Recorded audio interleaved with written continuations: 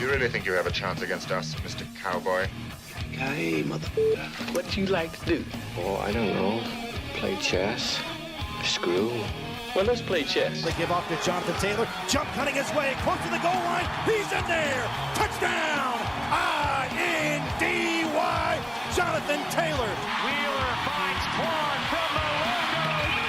Here's Halliburton into the front court. Mishandled it, but gets a shot. Hits it. Hits it. John, I have never been better to be on the air with you here in Indianapolis, a place where so many of my dreams have come true. The Ride with JMV on 93.5 and 107.5. The Fan. All right, let's talk about what in the hell happened over the weekend, too. Did you guys enjoy it? Did you enjoy your weekend extravaganza? I heard from so many of you. It's kind of weird, right? Because you had so much going on this weekend, but if we were going to view it or put it in context, you would say, yeah, there's not a lot going on this weekend. But, man, I thought it was fun. Had an outstanding time. I do have to get some shout-outs. We'll start the show here. I'm going to get to the Fever, Caitlin Clark addressing the technical situation. And then what is always incredible, I think it was James Boyd, friend of the show and two-guard of our basketball games, who had the video. All the comments after that are so incredibly stupid, so incredibly dopey. And there's always blame going on. Listen, you got to blame the person that gets teed up. Let's understand this for a moment. WNBA officials stink. They stank. They stunk. That's not going to go away anytime soon. Nobody's going to wave a magic wand and then all of a sudden you're going to be satisfied with the officiating. In fact, I don't think you're satisfied with officiating anywhere. I don't know if I'm satisfied with officiating anywhere. But I know what you're going to get in the WNBA. If you're going to get teed up, no matter what you say, you cannot blame anybody but your ass. That's you. That's on you. And as the leader of the team, don't get suspended. As the best player on the team, as a crucial member of that team, don't get suspended. But not the first time. I mean, you look at Luka Doncic, for example. Look how many times that he's had to weed through this. And really, they're very similar. But the commentary afterwards is so classic. Blaming everybody but the person you need to blame. Understand your situation. I thought going back, the 45-10 was so spectacular. Anybody that loves basketball, and I mean anybody that loves basketball, I don't care if you say, well, you know, I'm not a big fan of the women's game. It was, for a basketball lover, spectacular because there was incredible high-level elite shot-making ability, and then there was also understanding of spreading the wealth. That's the type of basketball that I love. I thought that was great. I'd watch that again. Shot-making ability especially. I dig on shot-making ability. But you know this to be true because this is why I love Tyrese Halliburton as much as I do. I love a guy that makes everybody better. And I think if you have the best player, if your best player makes everybody better, then you got something working. Or as I guess the young folks say now, cooking. Don't you say cooking? You have to be cooking. Is cooking good or getting cooked bad? Getting cook's bad. Cooking is good. I don't know how many words or descriptions we have out there where it can mean one side or the other. I don't want to get cooked, but I want to cook. We'll get to some of the comments. I just saw that James posted that video, and I thought, you're blaming the head coach. Stephanie White doesn't absorb the technicals. Absorb the...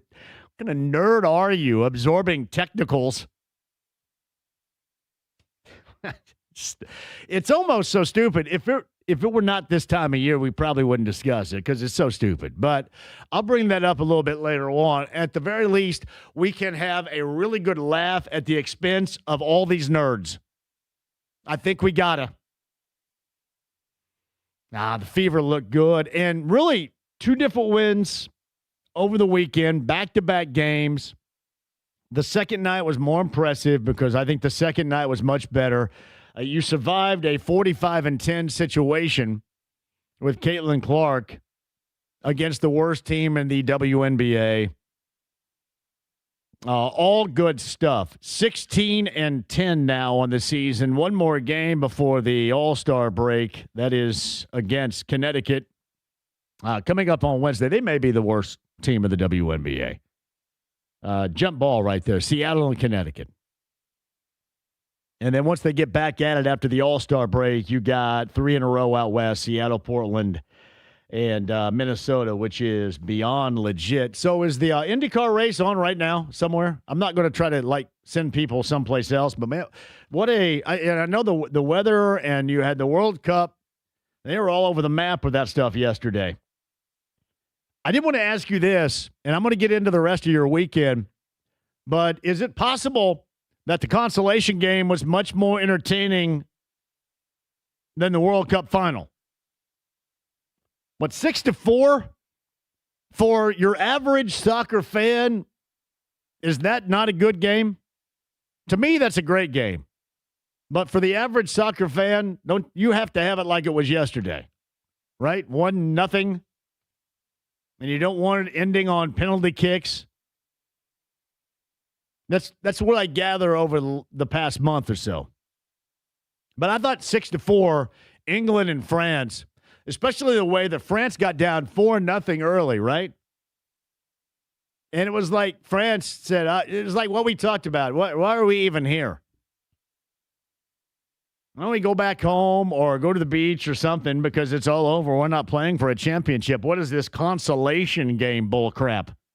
That's what I used to ask all the time. What is this consolation game bull crap? Yesterday was entertaining to a degree. Yeah, it was cool to see, the global champion in Spain by far is the best team. I think if we're going to look at this logically, and I know Spain, I think against Cape Verde, they were missing one of their players in the group stage in which nobody scored. And that was a massive win, if you remember, for Cape Verde. And then Cape Verde got outlasted by Argentina. There were moments in that game where you thought that they were going to get over on Argentina. I think Cape Verde outside, and soccer fans could tell me, I don't know, James could tell me, I think outside of Spain being the champion, Cape Verde is like the story of that tournament. Is it not? I'd agree. Against the 2 best teams, right? I would guess. And given the fact that Cape Verde is about the size of Hamilton County, well done. So I was in Kroger today, right? I was in Kroger. They don't advertise. I shouldn't be in Kroger because they don't advertise, but they should advertise, especially with me being in Kroger. So I was in Kroger a little bit earlier today, and I had a friend of mine walk up to me. And I said, "Hey, what's up?" He said, "Hey, what's up?" He said, "I am so glad this World Cup crap is over." I disagreed. I like it. I don't know if I need it around full time, but let's face it, I thought for a month-long stretch, it provided a wealth of entertainment. I like it. And I think much like this past year with the NHL, because my kid became a huge Montreal Canadiens fan, just out of the blue. He goes to Canada and then comes back a Canadiens fan. I don't know how that works, but whatever. So we watch all these Canadiens games. We watch them go to the Eastern Conference Finals and lose to the eventual champion, Carolina.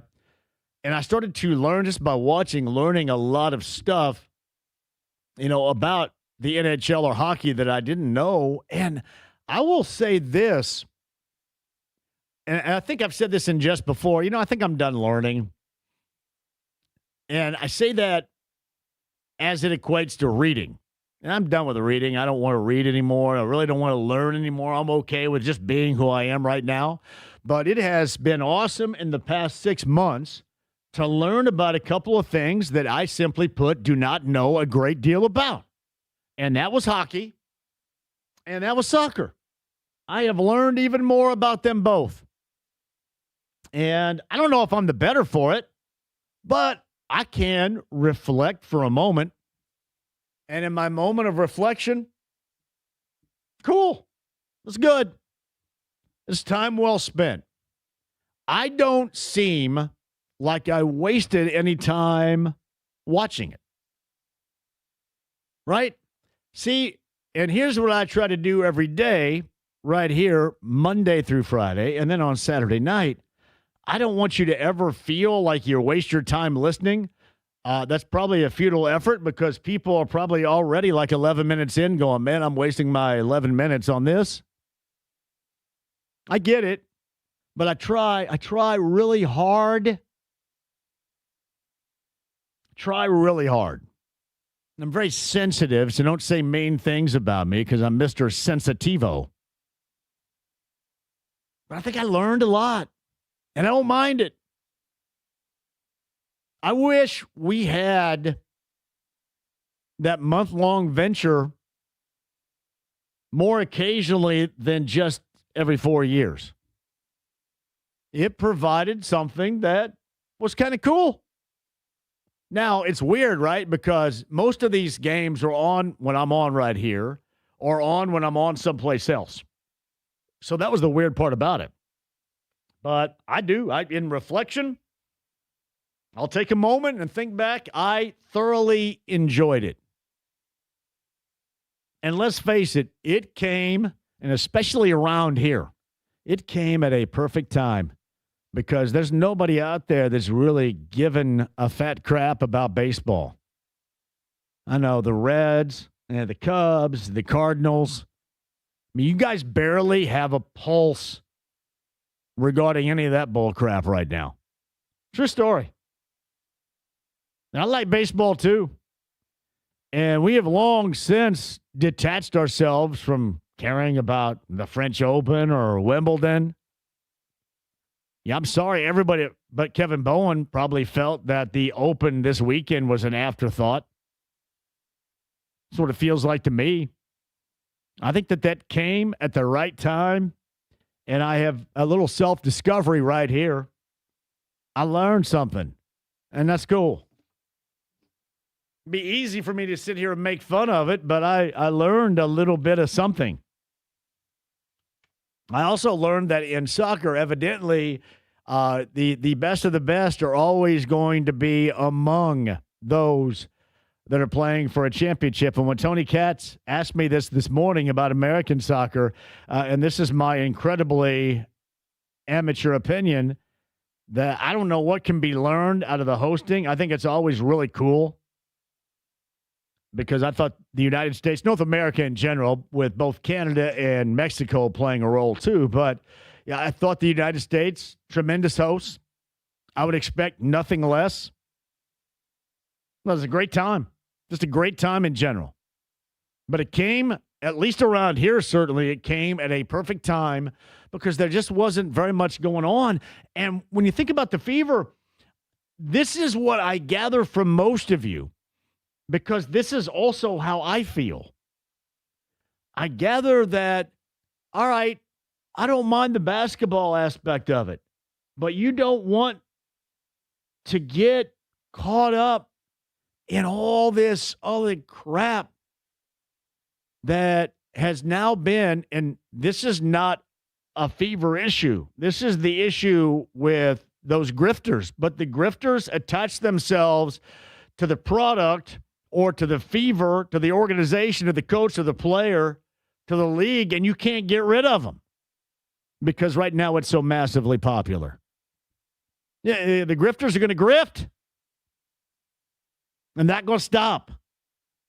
And I've said this before, and this is so incredibly accurate. This whole storyline with Caitlin Clark and the fever and now the interest in the WNBA, it has made like basketball experts out of complete dorks. So now you get the dorks that are chiming in. Normally, hey, you know everything about Dungeons and Dragons and, video games, but you playing Doom? I'll trust you. But your judgment on basketball, I don't know how much I'm going to trust right here. So it was almost like it was a rest from that as well. But Katz asked me this morning, look at the host country and then look at ultimately American soccer and where I can't tell you where it's going, but you can easily look at how much ground there is to make up, right? Because it doesn't seem close.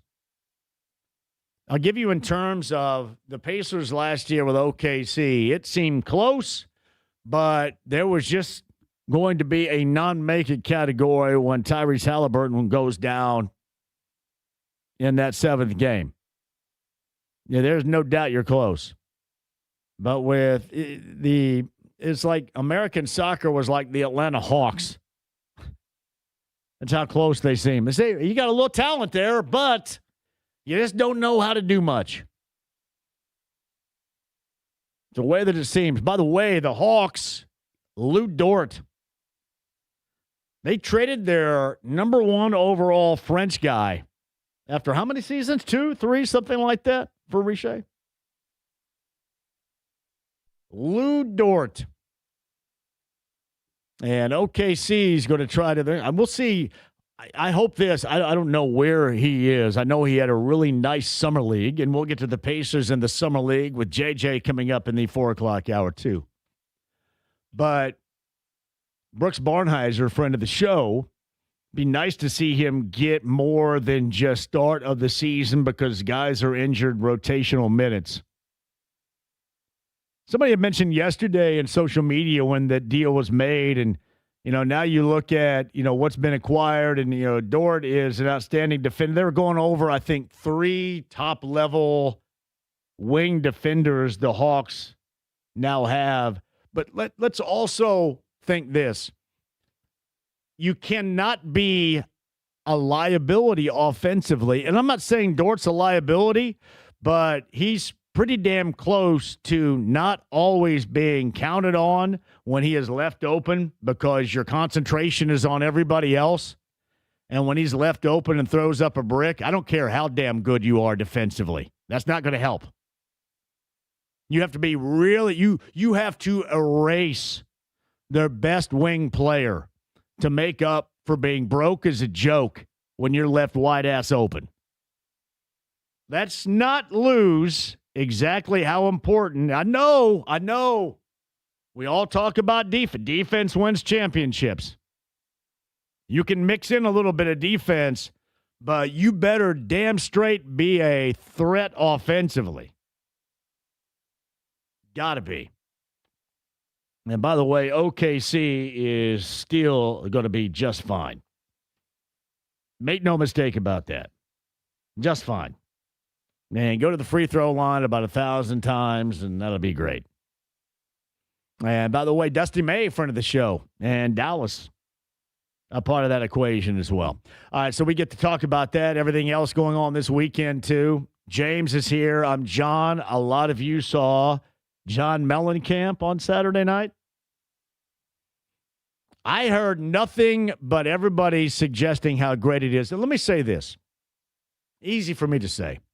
Mellencamp should do that around here more often because the video that I saw on Saturday night at Ruoff was like 25,000+ people.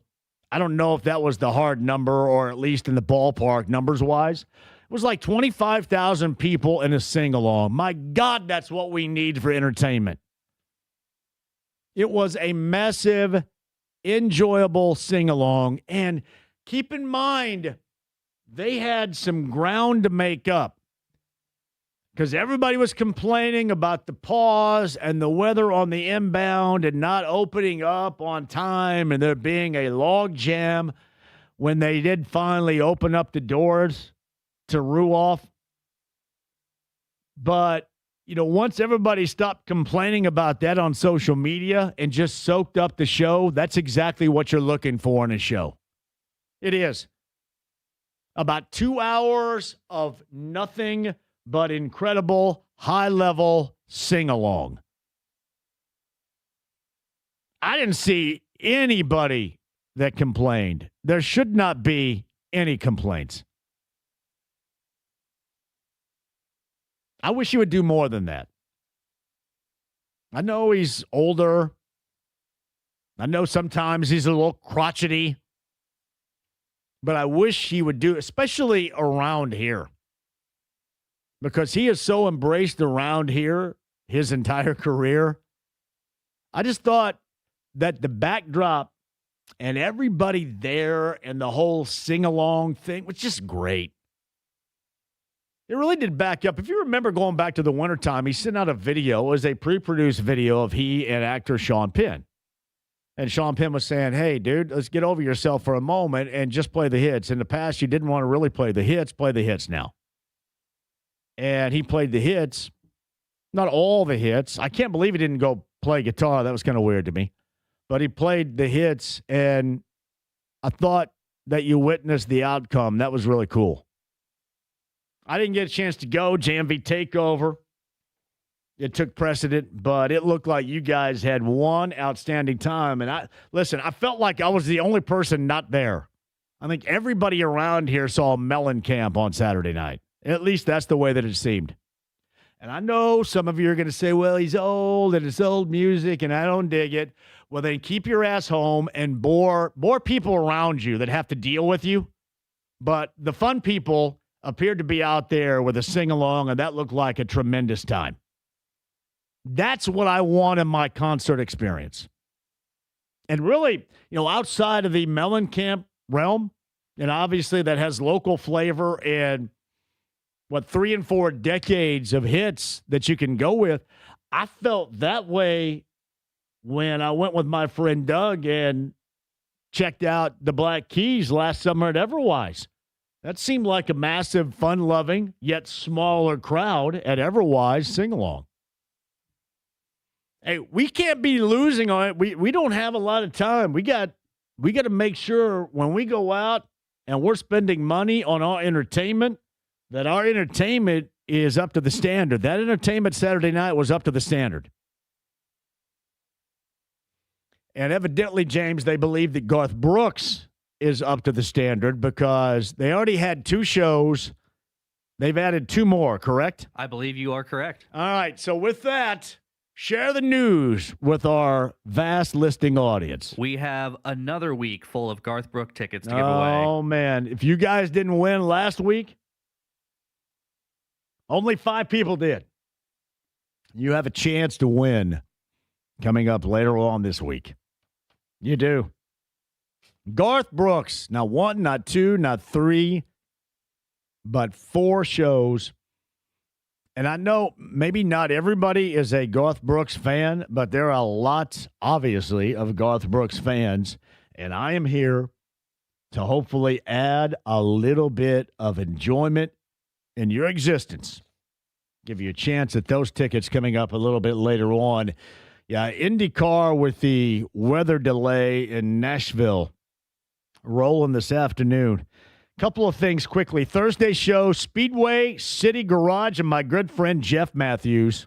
Shout out Indiana State. I'll tell you all about that. They're the hauler parade for NASCAR, and then we're going to be out there coming up on Thursday. Speedway City Garage for the best in coffee and beer. You had me at coffee and beer. That is coming up on Thursday.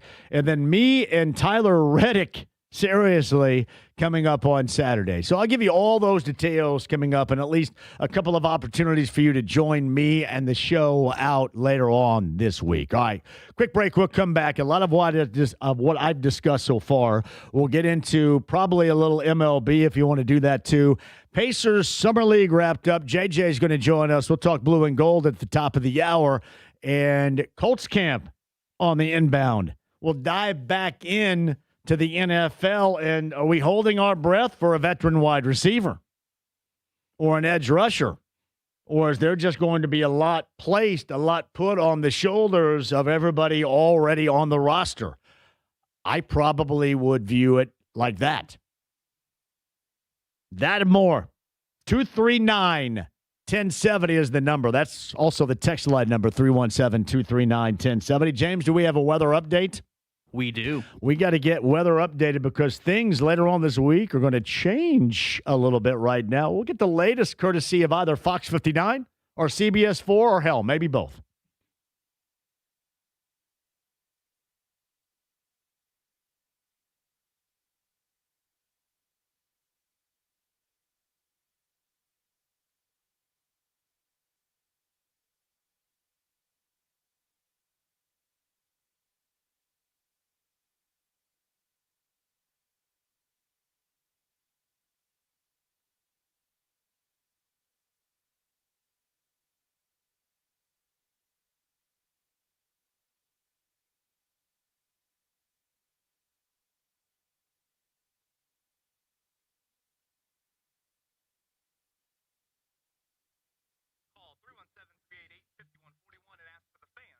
Hey, John here for the best in plumbing, LD Smith Plumbing and Drains. Make sure you're on top of this. By the way, go to ldsmithplumbing.com. Did you know that you can find yourself coupons? For example, coupons, seriously. Free sump pump with purchase of a battery backup system. $300 off any clean-out installation or sewer repair to $50 off on a water heater install. A free second opinion, and all you got to do is give them a call or be right there on top of ldsmithplumbing.com. Seriously put, the best in plumbing, LD Smith Plumbing and Drains. Yeah, make sure that is a part of your existence, at 317-927-7186. Any plumbing situation, you got to go with the best. That's LD Smith Plumbing and Drains. Lance and his local team, 317-927-7186, online, ldsmithplumbing.com.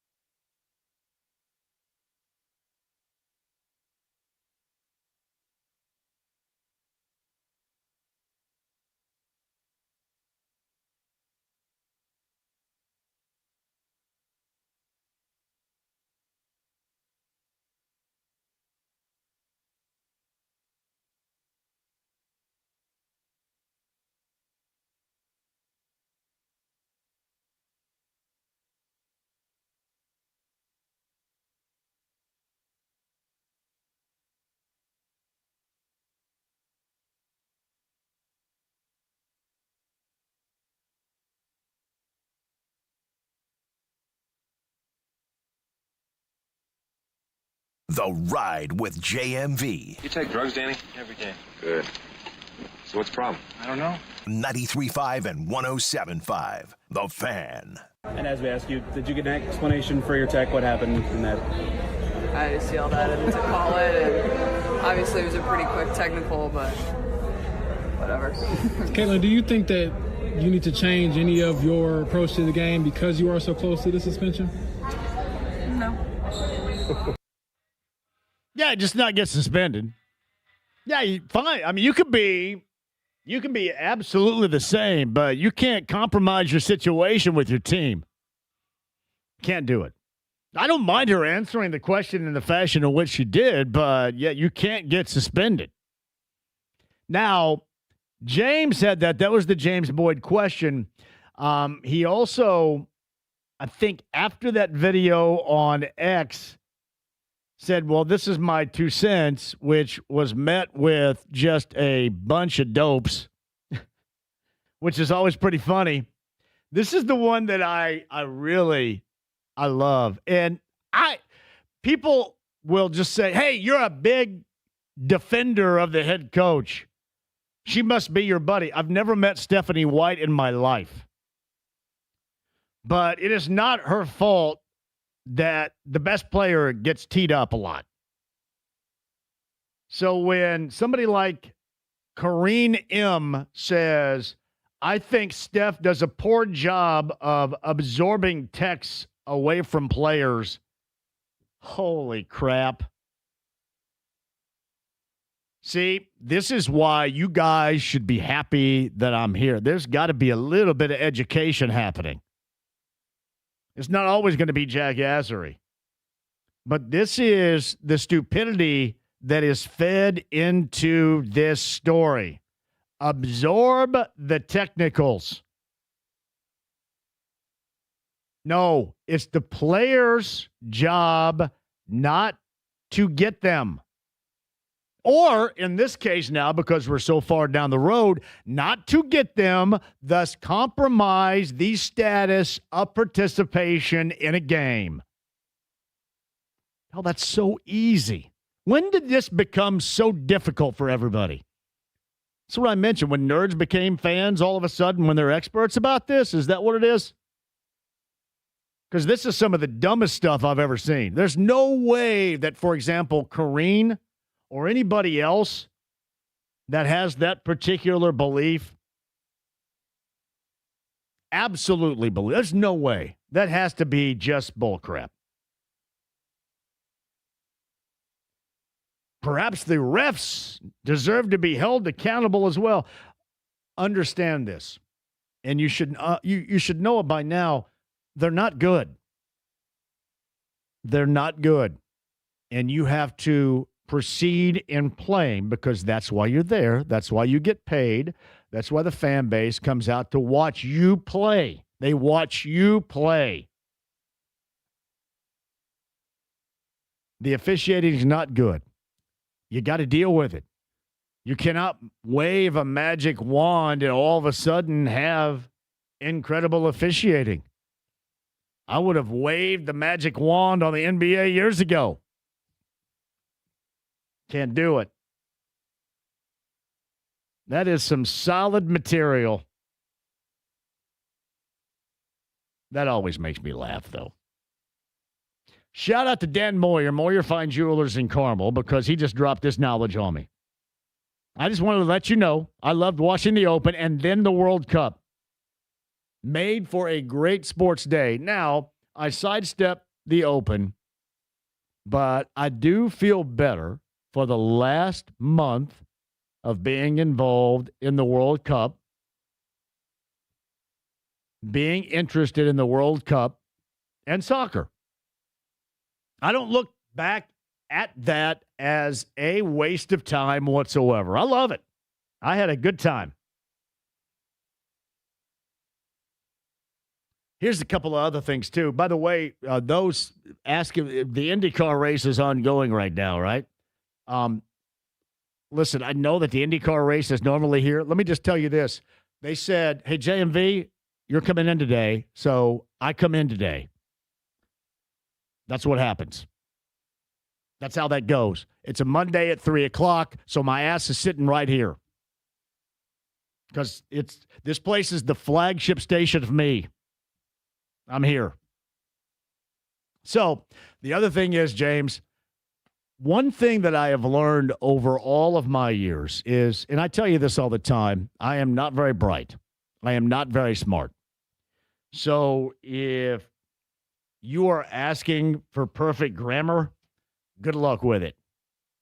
So correcting my grammar, and I'm not trying to be an ass at all, but I simply don't care.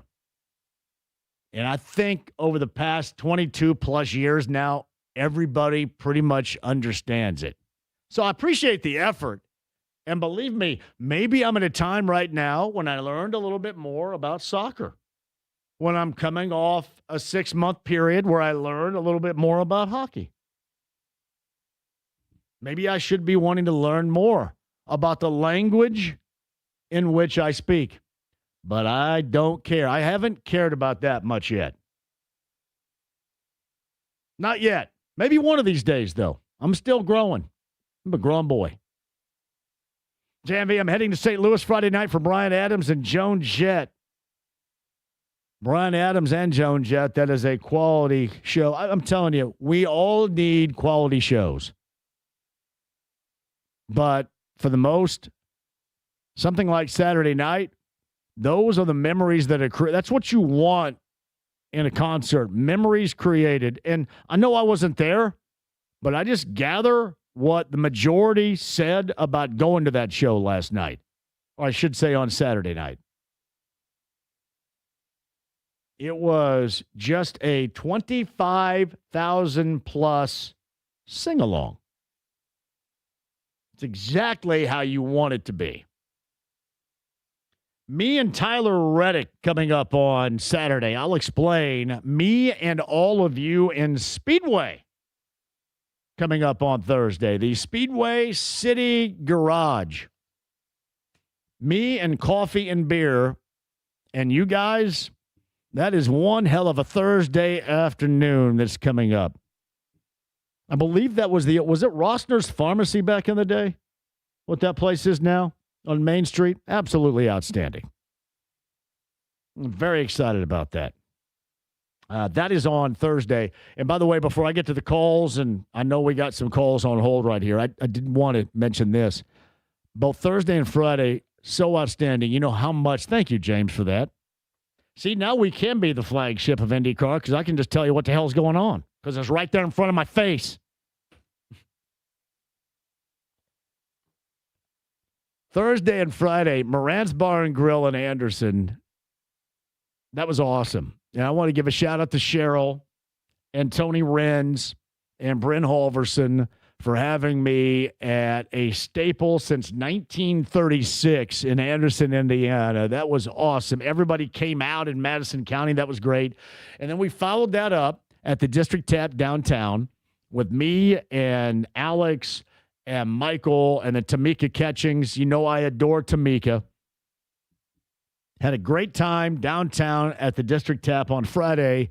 And Mike Damone, Mark Rader went out and spent some time with Robert Romanus this weekend at the Marriott East. And Damone spoke very highly, James, of this show. Did he really? He did. Oh, that's very nice. He of him. said, quote, JMV is a really nice guy. Damned if he's not right. That's so awesome. He's a really nice guy. Damone said that right after he said, this is great iced tea before he took a drink. So are you going to get that quote framed and put up on your wall? Well, the thing that you got in there, right? I used that on Saturday night already. Oh, my goodness. I jumped right in. When he says, now you have the attitude, that is like the ultimate pop culture arousal for me. Hang the laundry on that clothesline, let me tell you. 239-1070. JJ in a little over 15 minutes will join us, and Tommy's up first today. Tommy, welcome to the show. How are you?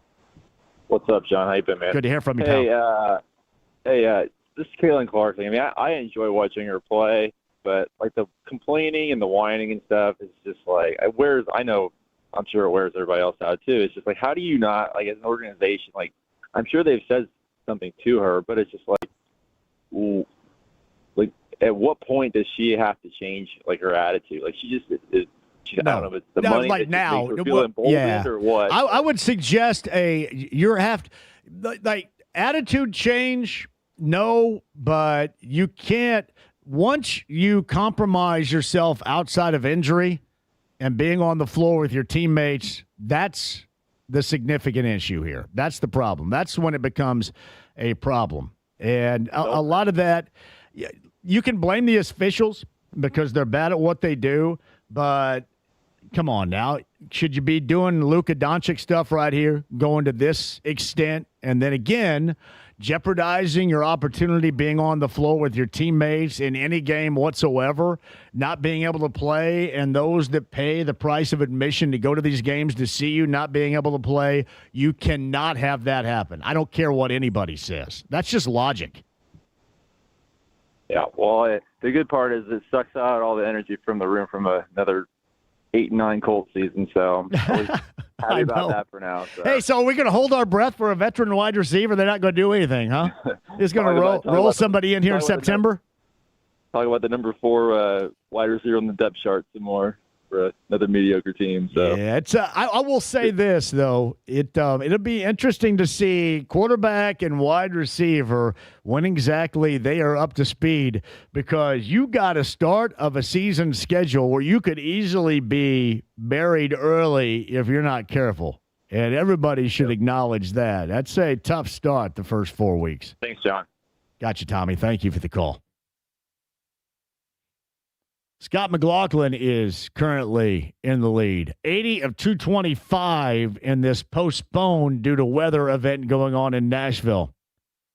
McLaughlin, Kirkwood, Pillow, Newgarden, Ferrucci, Erickson. That is your top 6 right now. I will keep you updated, by God, because that's what I do. I'm just as good. I could be on the IndyCar Radio Network right next to Jake Query. Actually, I could, and that'd be an absolute disaster. Listening to you call the Indy 500 would be fun, though. I don't know how informative or accurate it'd be, but it would be great. I'm going to have to do 2 hours of NASCAR on Saturday. I have no idea what I'm talking about. Well, that'll be interesting. Nothing. To bring up old school days. I'm going to have to bring up, like, Buckshot Jones and guys from back in the day. I'm going to go home tonight and play, like, an old school why can't I think of the video game system? Come on now. Old school NASCAR video game system. Nintendo, NES, what PlayStation. Else? No. Xbox. How come I couldn't come up with that? That's I have ridiculous. no idea, man. I have like the original Xbox at home. This got a NASCAR game. This got Buckshot Jones and Johnny Benson. All of some of the like the late 90s, early 2000s back markers. You had to be ready for that. But luckily, I think Greg Rakestraw is going to be with me, so I'll just introduce the show and say, hey, Greg, what do you think? And then you can talk for 20 minutes. That's my hope. JMV, if a statue was made of Caitlin Clark as of right now, would it be her with her hands up complaining? I will say this.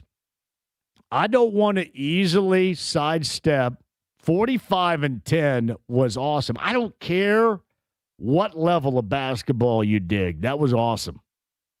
Because that provided the very best in shot-making ability and of sharing of the basketball. That was awesome. Now, the complaining and the tease and all this other stuff, again, it's all great. But the moment you're not available because of a suspension is the moment where everybody should have an issue for a lot of different reasons. But, man, Friday night was awesome. Absolutely. And I know you're going to say, well, Seattle's not very good. I don't care. 45-10 is really, really good. Like elite good. I love watching that. Quick one. We'll return. JJ on the Pacers in the Summer League coming up at the top of the hour. And some other Pacers stuff as well. LeBron James is going to make his choice allegedly later on tonight. Everybody stopped down and wanted to talk about that. Who cares? See, the whole LeBron James and Halliburton thing, the moment that Halliburton went on that podcast with him last week and he said LeBron James, when he talked about LeBron James coming here and LeBron James had sent back the laughing emoji, he can smooch once again the rear end of everybody around here. Who the hell cares? Go to Miami. Go to Philly. Go back to Cleveland. The laughing emoji. That's the moment where he became what and how we felt about him prior to. The laughing emoji. Quick one. JJ, top of the hour. Garth Brooks tickets to give away too. Hang tight. 93.5, 107.5 The Fan.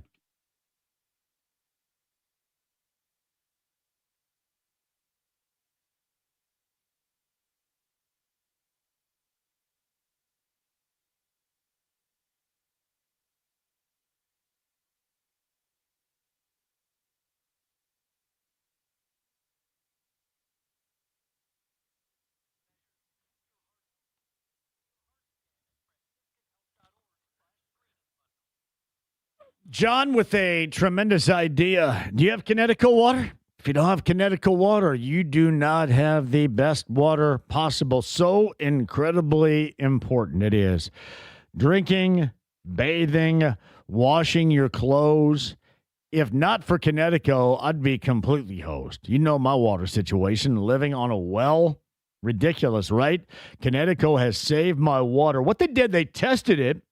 I got them out there. That's Joe at Connecticut.com. Got them out to my place, tested it, and then they designed a system that was exclusive or specific for me and my needs. That's exactly what they're going to do for you. No generic parts, not one size fits all. This is, again, exclusive for your elite level water needs. Got to start with that test. Get that water tested today and find out from the experts at Connecticut, like Joe. Go ahead and log on, sign up, and get them out to your place. Tell them I sent you today. That's Connecticut.com.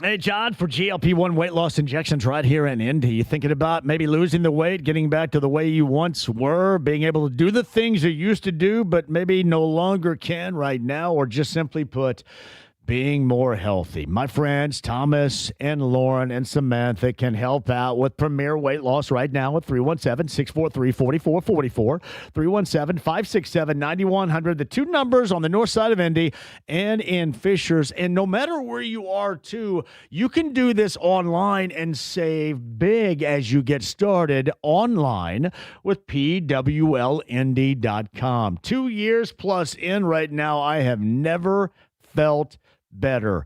Down 80. And here's the most important thing. The health here and the situation with things I had no idea. For example, I had no idea what visceral fat was. I just kind of looked in the mirror and said, hey, you're fat. But there's like visceral fat that compromises your insides. And I know I'm not a doctor because I sure as hell don't sound like one, but I can tell you that is bad. You can take full advantage of your opportunity of eliminating or getting to the point to where you're healthy, getting rid of that visceral fat. That's what I've done. You can do it too with Premier Weight Loss. That's PWLindy.com, or give them a call right now. Make sure you tell them I sent you and look for the discounts they have as we end the month of July. 317-643-4444. The cosmetic treatments too, electronic toning, Botox, and skin tightening, all right there under one roof, or actually two in this case, in Fishers and on the north side of Indy. Tell them I sent you, pwlindy.com.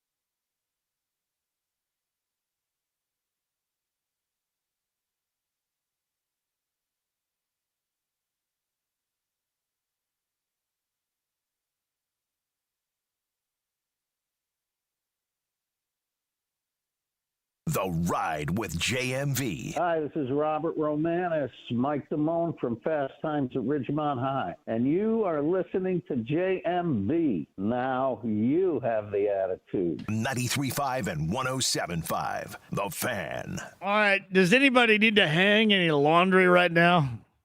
Just grab your clothesline. I got you covered. Did you happen to see on Friday? I never do this either.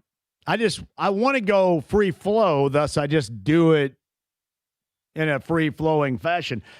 Look at the checklist I had for the Mike Damone interview right Is that here. your checklist That's right my there? checklist. Wow. Look at how prepared you I were. never do that either. Never. And I go, man, I'm going to...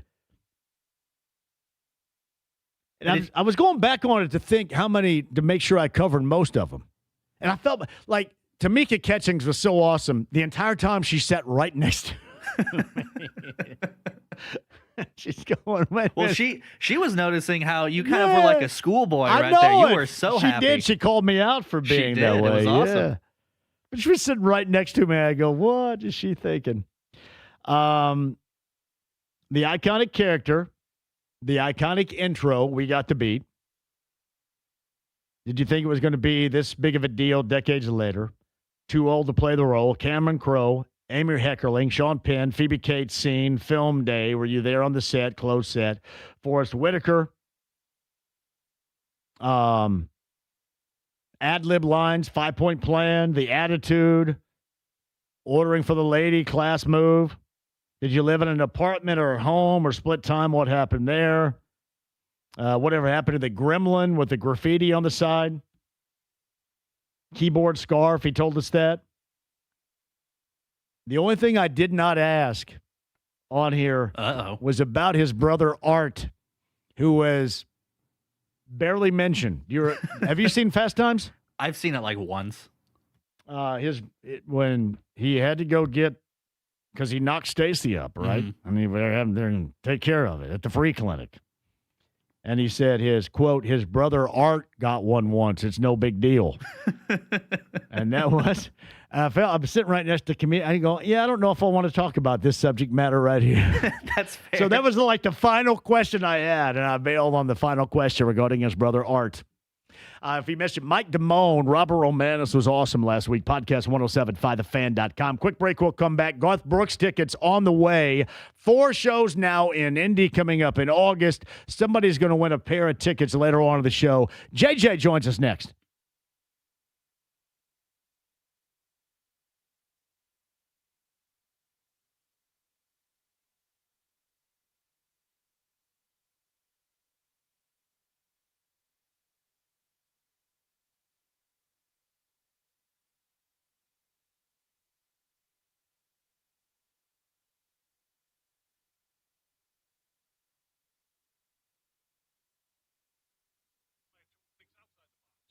Hey, John here for Andy Moore Buick GMC 131st, State Road 37. That's in Fishers. Hey, the inventory, 7th after the sale, it's a given right now. The absolute best you're going to find with my friend Eric Wilson, Rob, and the gang at Andy Moore Buick GMC. But did you know that the hottest automaker going on right now, that's Buick. And the Enclave is incredible. They have that is now known to be one of the best SUVs out there, but they have it in a variety of styles. And you're going to find something. They're going to have something for you that will fit your bank account and your family. The Buick Enclave. Ask Eric Wilson about that today. Get yourself one if you're in the market. One-stop shopping. It's hassle-free. Andy Moore Buick GMC 131st, State Road 37 in Fishers.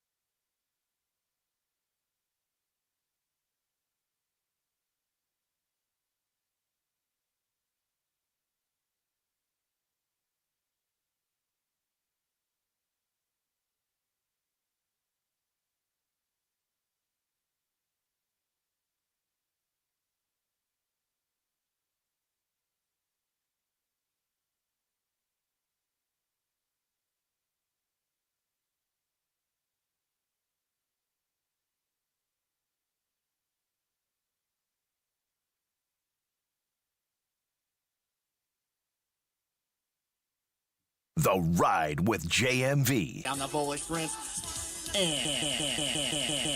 93.5 and 107.5. The Fan. The Polish Prince. Good Lord. How did I not get my ass whipped every moment of my existence back then? Grand reopening and the official haircut of the JMV takeover every Saturday night is Big League Barbers. I was talking to Jeff a little bit earlier. The grand reopening of the Noblesville location is coming up on Saturday, July the 25th. Of course, they have 3 locations, Fishers and Westfield as well, but the grand reopening is going to be an extravaganza, a party. Stuff to give away, food, fun, the official haircut of the JMV takeover. That is Big League Barbers, Noblesville grand reopening. So, yeah, the construction's now sidestep. That is coming up Saturday. I'm going to go up there later on this week and get Lindsay to redo the do right here, which is awesome. Jeff, thank you very much. Big League Barbers. We will remind you of that. Also, quick shout out, Steve Duke of the Steve and Mike Duke fam down near me in Bargersville, Center Grove. James, Steve Duke, evidently, from what I have heard, just dropped off a bunch of corn. Like the corn, the sweet corn is being harvested, I guess, the early sweet corn. I gotcha. On my front porch. Are you a sweet corn fan? My daughter Lainey loves sweet corn. Are you able to eat sweet corn or? Well, I'm not going to tell them that because I love it, but that's not exact. That is, yeah. Maybe it may fall outside the parameters of the diet. But here's what I love to do. This is a true story. This is how I eat corn on the cob from the Duke farm. And I go out on my back deck and I don't put anything on it. And I just like it's some cartoon and then throw the cob out in the field. That's very Greene I do County it shirtless because it all gets all over me. Well, this is the most Greene County thing I've ever I'm heard. so hillbilly. There's no doubt I eat corn on the cob like a complete hillbilly. James, I want you to look this up too. So I'm with Tyler Reddick coming up on Saturday morning. Crawfordsville Road, Kroger location. Yet another reason for Kroger to be advertising on this show. I don't know what the hell is going on there. The number 45 Toyota Camry of Tyler Reddick, last check, I think, was second in points. Brickyard 400 on Sunday, but I'm going to be with Tyler Reddick. Tyler Reddick is going to be a good time, but he does Outlaw Light Beer. James, look this up. Outlaw Light Beer calories. I'm going to say 115. Outlaw Light Beer. I've never looked this up. 115. It is packing exactly 105 calories per 12-ounce serving. 105. That's okay. That rolls with me right here. That works? I'll go anywhere from 64 to 115.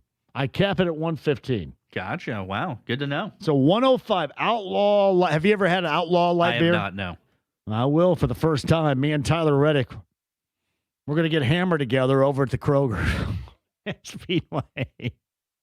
Coming up on Saturday. You guys can join us as well on the Eddie Moore Automotive Group hotline. He's a friend of the show. I don't know if he's been hooping or anything. I know he's probably been watching hoop this summer so far. From Pacers TV, Jeremiah Johnson joins us. Have you played any hoop or have you just been watching it?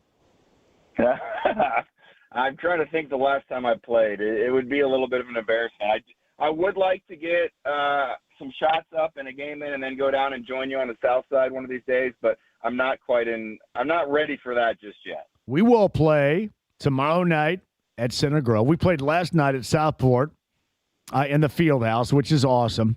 You know, everybody shoots better in the field. We go over to the auxiliary gym, and it's an absolute shot-making mess. But you go to the field house, and it seems like everything goes in. I don't know if it's just because it's the field house or what, but it is so incredibly different. Just like when we would be at Hinkle Fieldhouse, the West Gym, I didn't make as many shots, but they're on the main court, knocked them all down. I do want to, not to change the topic, but yeah. Did James question whether you're allowed to eat corn on your diet? If you're on a diet that's not allowed to eat corn, you need a new diet. Well, listen here, bud. It's not like I'm not allowed, but I want to work at a caloric deficit every day. And when you drink as much as I do, that's sometimes difficult. So I've got to balance. I've got to balance it out here. How many calories can be in an ear of corn unless you put like a glob of butter on it? I mean, I don't, can't James. be bad for you. Ear of corn calories. I'm gonna have James look that up right here. You should watch me. Hey, JJ, it's a pleasure to watch me. I always go shirtless when I eat an ear of corn, and I just do it by hand and then throw it in the field behind my house. What do we got, James? Medium ear of corn, which is about 6 to 8 inches, contains 75 to 99 calories. See, I can do that. That's like eating a keto wrap right there. I'm good. 75, yeah, I can do it. Those are good calories, though. I mean, I don't even think they should count. Man. Is that how you eat in Zionsville? Do you eat that way too? Do you eat corn? Do you go shirtless and just eat it and throw it in the backyard?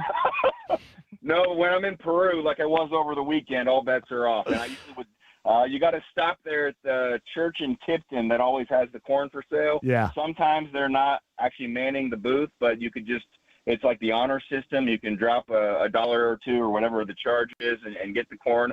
That's some of the best sweet corn. So I'm glad it is sweet corn season. And I'll be eating it no matter what my diet says. What is this supposed to be, knee-high by the 4th of July? I think because of the weather in the early spring, some got an early start and some's being harvested. Like the Duke family down in Center Grove, it's fortunate for me. They're friends of mine. They're great people. It's Mike and Steve Duke, and Steve is the guy that gets out on the combine and does a lot of the farming stuff. I think he just dropped off a bushel on my front porch, which is awesome of him. That's awesome. Well, you're talking to the right person, because I did spend a day working on the farm last week, the Gore farm over in Monrovia, and I get a few more hours in when it is combining season. And they've got the feed corn, not the sweet corn, you know, kind of corn that fuels other things other than JMV's stomach. But I've been told it's going to be a little bit later for that corn to be ready till maybe the middle of September. So you work on this farm. What do you do? Oh, whatever's needed. That's awesome. You know how proud of you I am for you saying that? Because I love farmers, and I love our farming community. I'm so proud of you for doing that, seriously. I love them, too, and I have farmers in my roots. All of my mom's family were farmers up in Bippus, Manchester area. Farming, and I can't get up there to help them, but good friends with the Gores, and the Gore Farms in Monrovia is a great place. So when they need my help, which is, again, the peak times, I'll go out there. And last week it was just a matter of helping, maintain some of the planters that are already done for the year. So help Greg get the grease them up, oil them up, power washing, and do some mowing. But come September, before training camp starts, I will be I'll be disking the fields to get them ready for the following season. That is awesome, buddy. That is absolutely. Now, was it Drew Gore that was the athlete? Is that the family over there in Monrovia that I'm thinking of? There was a Gore athlete over there. Is that it? Yeah, Drew Gore played at Evansville. Yes. His son is Ryland Gore, and Ryland's on Zionsville's basketball team with my son. And it's Drew's dad, Greg, and his brothers that still have the farm in Monrovia. So Drew's not farming, but Grandpa Gore and great-grandpa Gore is still around. Bill is in his 90s and is still helping out on the farm. So, yeah, it's a great thing. It's good for the soul, JMV, yeah, it in is. my NBA offseason. 100% is good for the soul. And, unfortunately, it's something that is lost on many out there, and it never, ever should be. This is not just coming from a couple of dudes that grew up in a farming community or a rural area. This is important for us all. So I love that you're advocating that, and not just advocating it, but you're actually going out and doing it. Yeah, it's awesome. I look forward to it. And actually, I just texted Greg a couple hours ago saying if he needed me this week, I was available, and he's going to be out of town, but he said next week. So, and when I get on that tractor a few times in the September, it's the right in time for your show. So the best afternoon is driving the tractor and listening to your show. I mean, there's not much better than that. Well, back when we had the AM signal, we used to go, all around the state, and that was one of the things I loved to hear, because I would get I would get farmers in their combines actually going through harvest time in their fields, and they would call in because, it'd be easily, all you had to do was hit a button. I know it's AM and it's archaic, but you just hit a button, and there we were right here. But it was always great to hear from them, and I heard from them so often. It's just it's extra special. I mean, it really is, and I never want that to be lost on especially the younger generation. I think, unfortunately, it is. You're so accurate in that, because I mentioned my mom's family in Memphis, Manchester area. I mean, they would listen to your show, and maybe they don't watch every Pacers game, but when I would go on your show when the signal was strong, let's say 10 years ago, they would often talk about those appearances. So the signal did travel, and it traveled into the tractors. And you just hope now that some of the newer tractors or maybe the phones can download the podcast so they could still have that entertainment when they're in the cab. Yeah, well, no, listen, honestly, it's not lost on me, and I speak honestly here, is that the signals are bullcrap a lot of the times right now. It needs to be better, because there's still a ton of people that rely on us on terrestrial radio, and it's just got to be better. It's got to be better and got to be more consistent. And, if you're not being an advocate of that, then obviously you don't want the content. But that is absolutely true, right? That's why I've always said this, about what we do content-wise, JJ, and you probably feel the same way doing what you do on TV, is you have to be all-inclusive. The club has to be all-inclusive, and you have to go about your ways and means to make sure that everybody has the best opportunity to hear or to enjoy what they want in your product or your content. And that's all that I want out of all this, is to make sure that everybody has a chance to easily get the content that we're creating, no matter what it is, for everybody.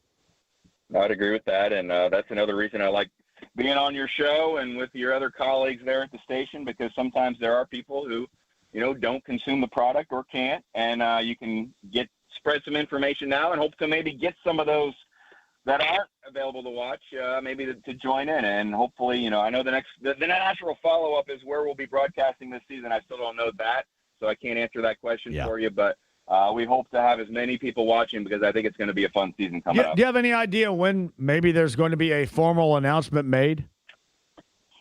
I do not. I was on, I think, with Jake a week or so ago, or maybe it was Kevin, and I said hopefully at least by the time the schedule's released, and that's always mid-August when the schedule comes out for the upcoming season. So I would hope by then there'll be something announced, and it'll be here before you know it when you get the calendar to turn to August. So other than that, that's just a guess by me as well. So I know there's a lot of people working behind the scenes to try to figure it all out, but time is of the essence, so I would think sooner rather than later. So Jeremiah Johnson, Pacers TV, he's on the Andy Boral Automotive Group hotline. Before I do get to the Pacers, I did want to ask you, because you brought up Zionsville basketball, where you are right now. Who's the head coach there now? Andy Weaver, the Plainfield coach of many recent seasons. He's going to be the head coach, and I did send him a funny message. You'll appreciate this. In 1996, Logansport was playing Pioneer in the first game of the sectionals. Peru was playing North Miami or Casson. I don't even remember which team it was, but the natural setup was going to be a semifinal matchup between Peru and Logansport, who would have been probably the favorites that year in the sectional. And in the first game, when we went back to the locker room to get dressed, Andy Weaver, coaching Pioneer, had an 11-7 lead over Logansport. And so there was a thought that Pioneer could pull off the upset, which would potentially have paved the way for the Tigers to make a long run. In the end, I think Logansport won something like 19-13. And when I congratulated Coach Weaver and I brought up that game, he said, "Don't worry, we're going to play a little bit faster than the Pioneer Panthers in '95." So I'm glad the message is it's going to be a little bit faster paced than that, but I'm glad also to have Andy Weaver on board in Zionsville. I always like to ask this, and I always kind of phrase it the same way. Can Andy coach his way out of a sack? Is he a good coach? Oh, I think so. I mean, yeah, I haven't. I say that about everybody. It's not just about Andy either. I'm just joking. So I say that about everybody. Oh. No. Go ahead. Yeah, give him all the props in the world. Go ahead. Seriously. No, because I know that Plainfield was. I was just kind of. I've joked that about every coach. Like, can he coach his way? I was thinking about that in terms of Matt Britton, who goes from Bloomfield to Bloomington North. I saw that most recently, and I always say that because I know Matt. And can you coach your way out of a sack? So, hopefully, you can. Well, everything I've seen and heard is going to be he's an outstanding coach, and yes, can coach his way out of sack, and it'll be fun. But before that's football season, so it should be a fun year all the way around. Speaking of sack coaching, where'd Hal go? He went over to Iowa Prep to join Coach Weininger. It's a good situation for JR, it seems like, but he's going to be helping Coach Weininger, and they're actually coaching the second team, like the JV team of Iowa Prep, and Keith Smart is the coach of the varsity team. So, yeah, he went over there to Iowa. Well, I'm a tremendous Hal family fan right here, so I'm good for whatever. I'm telling you, the high school season is going to be outstanding because it seems like I don't know how much basketball movement. I know we still have the football season to go. I don't know how much basketball movement there has been, but there seems like there's been an incredible amount, especially with teams that were high level and coached at a high level, like what you're talking about with Andy Weaver. It kind of seems like there's been a lot of movement that not necessarily is like year to year in what you normally see. I feel like that's sort of what we're going to be dealing with on a year-to-year basis now with high school basketball and really all high school sports with the change of the transfer rule. And, there was a couple of players last year that Zionsville played twice in one season. They played them in November or December with one school, and 30 days later you could transfer and be eligible with another school. And I can't say that I love that that's the way things are right now, but it kind of is what it is. And, I mean, ultimately you hope for good situations for kids if they can just, be in the right fit. Sometimes it's tougher if you've got a group that's kind of been together a long time and grown up together, and all of a sudden you're competing against a team full of transfers. But then I guess the reality is that's not all that new. It's just easier now. I mentioned that Peru Logansport game, which still hurts, in 1996. The Berries had a foreign exchange student, a move in from Texas in December, and, we were just the Peru Tigers, but it happens. And you got, it's basketball. You just got to overcome that. So if there's challenges, the legend, the legend and the stories always grow. You know what I mean? They always. That's exactly. what makes it. That's what makes it so special, because the longer you get from that moment, the more the legend of the stories grow. Speaking of stories, we might talk Pacers eventually, but my 30th high school reunion was just on Saturday night. So the stories are all fresh in my mind right now. Perhaps that's why they're coming out I'm going to, what is 2028 to 88? Is that 40? 50. Or is that 50? James, do some math 40. for the guy right here. 40? That's 50, isn't it? That's what I got coming up. Yeah, I graduated in 88. That's what I got coming up. Yeah, that'd be 40. A year and a half. Man. Yeah. That's going to be fun. If you were having your 50th high school reunion, then you'd be 68. So I don't think you're quite there yet. Man, I'm going to track it down here pretty soon. I'm going to still be hooping.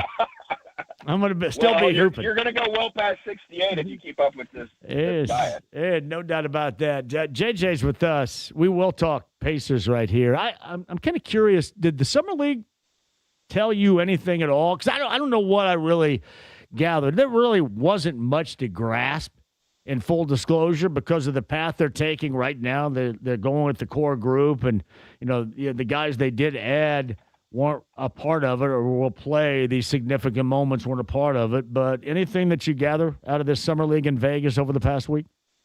I think you were probably just more watching individual players and a couple specifically. Obviously, Braden Smith getting his first taste of professional basketball after having so much success in college. And as expected, I think maybe a little bit up and down. And you're probably watching the two-way battle, who are going to be the three players that come to training camp on the two-way contracts, and do the Pacers decide to have a 15th roster spot? Do one of the two-way players then get bumped up to that 15th spot to add another? And is Talon Peter someone that's going to be part of the mix long term? That's really all there was to watch. And I suppose the other thing is maybe it's a head start for the Noblesville Boom, because you got guys on Exhibit 10 contracts that are playing in the Summer League, and And, there's a little bit of a new excitement for that franchise or the G League team and with their second year in their new arena. If Braden Smith gets opportunities there, I think they'll get that much more attention than they probably ever have or have done in a long time at that level. So that's probably all I was watching style-wise.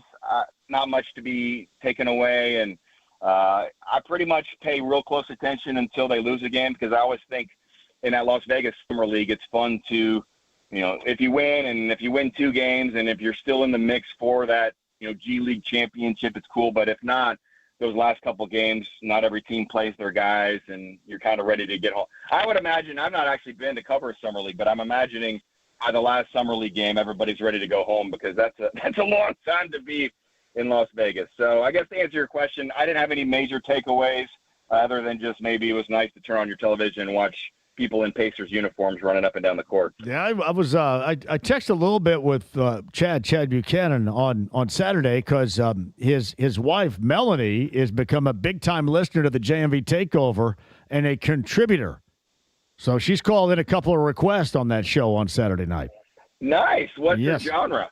Well, they went to, I think she and her friends, Michelle and her friends, they attended the Mellencamp show. So on the inbound, it was a Mellencamp song, and then coming out of, it was a Mellencamp song.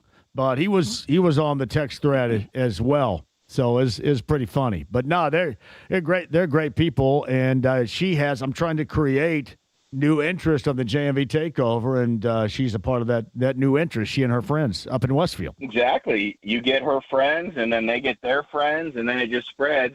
And it's crazy to think where that JMV Takeover. How it started and where it's at today. I don't think you're going to be able to ever give that up, even if you want to. I don't think it's funny. I got 7 out-of-state calls, and sometimes I know how it happens, but others I don't. Like all of a sudden, I'm getting this dude named Mario from Miami that's calling.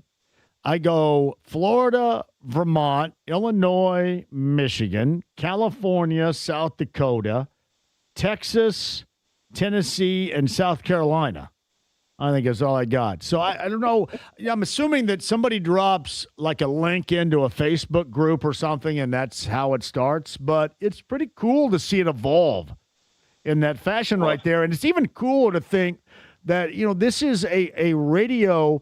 It's a radio genre of music that's open to everybody, but a lot of people think that it's well past its prime.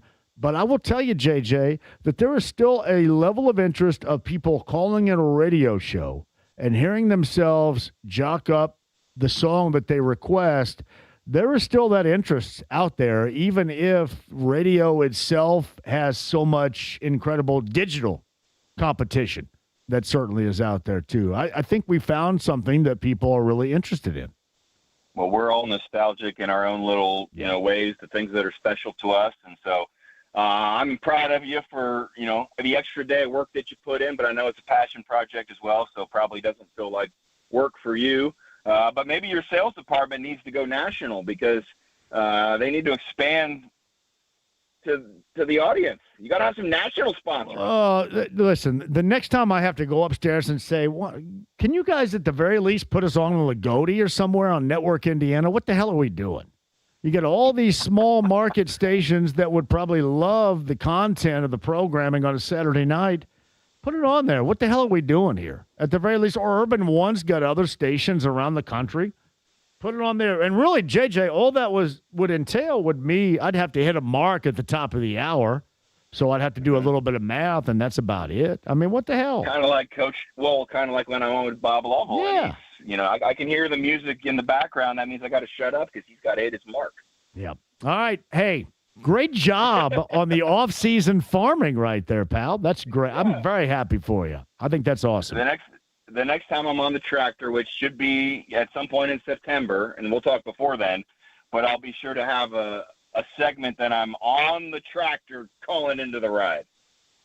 That, and next time we'll talk a little bit more about the Pacers. And, hey, again, Tyrese Halliburton, as I've described him, he is an elite-level NBA player, but he is different than everybody else because he gets his while also making absolutely everybody better. And I know that was lost because he was done for last season. I can't wait until people recognize that once again because we're going to see that certainly in the next 2 years. I can't wait. Yeah, I heard you talking before I came on about the emojis and LeBron James, and we'll see where that soap opera finally ends. But if I can't imagine a player, especially someone that knows basketball like LeBron James. I know maybe he doesn't want to play in Indiana, but I think that playing with Tyrese Halliburton, that should be on the bucket list of every great player because he is going to make the game easier for you. He's going to make it more enjoyable. And I saw some of the clips today on Pat McAfee's show. I just love the vibe right now with Tyrese, the confidence that he's speaking with. Seems like he's kind of overcome some of the hurdles from this past season and the rehab and then the shingles. And it seems like, I haven't been around him, personally, but it seems like from afar he's in a really good place right now and where you want him to be a couple months now before training camp. Easily my favorite player. And not just because he's around here, because I love guys that can get their own, but also makes absolutely everybody better. And it's few and far between. And that's exactly what he is on the elite level right there. JJ, I appreciate you, man. Keep on farming. All right, sounds good, John. Talk to you later. Jeremiah Johnson, Pacers TV on the Andy Moore Automotive Group hotline. Keep on farming, farmers. Quick break. We'll come back. Garth Brooks tickets for you a little bit later on. Stephen Holder, top of the hour. 93.5, 107.5 The Fan. Let's get your weather updated.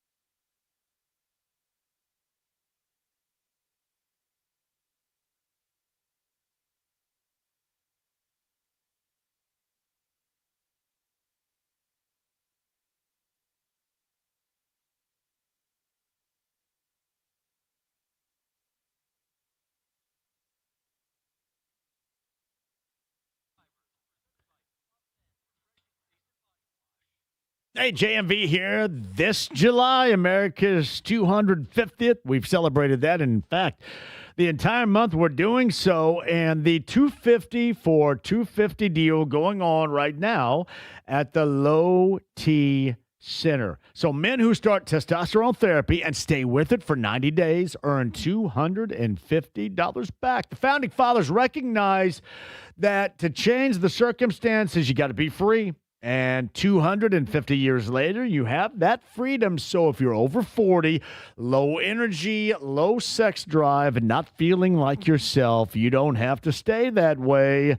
Come celebrate 250 years of America with the Low T Center's 250 for 250 deal. Because bringing back the energy and vitality of your youth is worth celebrating. Visit fixmylowt.com. That's fixmylowt.com. The offer ends July the 31st. Terms and conditions apply. Fixmylowt.com today.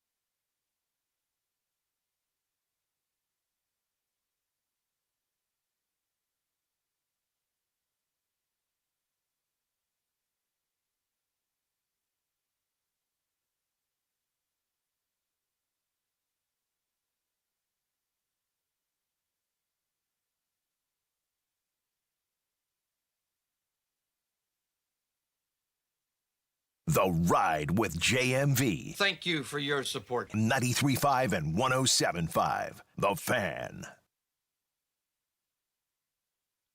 Hello, Newgarden, Rosenquist. Top 3 right now. Malukas Erickson, if you want to round out the top 5. 42 to go in Nashville. The rain-delayed race down with IndyCar. Keep you updated on that. Stephen Holler's going to join us coming up at the top of the hour. Nick, hopefully that got you updated too. JMV peeing off the back deck while eating sweet corn. True that. JMV, Brooks Barnheiser, expectations this season. I don't know. He averaged around a double-double in the Summer League. And there should be room, certainly, for him to compete for a little bit of off-the-bench rotational minutes. Hopefully that's the case. JMV, regarding Mellencamp on Saturday, we were there. I think he had to cut one song from the regular set because of the weather delays. I believe it was What If I Came Knockin'? From the 1990s is that song. I came knocking through No Design. We ended up sitting with his dad, who's 95 years old, his sister, and a bunch of friends and family from Seymour. It was an epic night. That is Gator.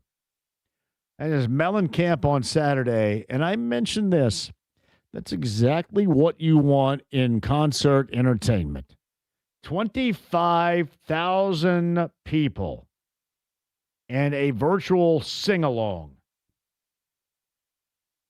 I don't care if you like Mellencamp, if you don't like Mellencamp. I'm just talking about the experience alone is exactly what you want. And be damned all that took place, the pause and the weather delay and not getting in. And that's it. Everybody's going to go to social media and start pissing and moaning about it. But the show made up for it. Well, Mellencamp's crotchety. Well, he is, but he's also incredibly talented.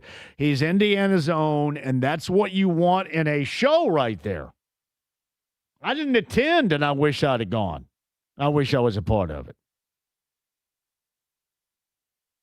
I haven't seen Mellencamp actually since the early 90s. I think I saw him at tour, IU Auditorium, 1983, 84.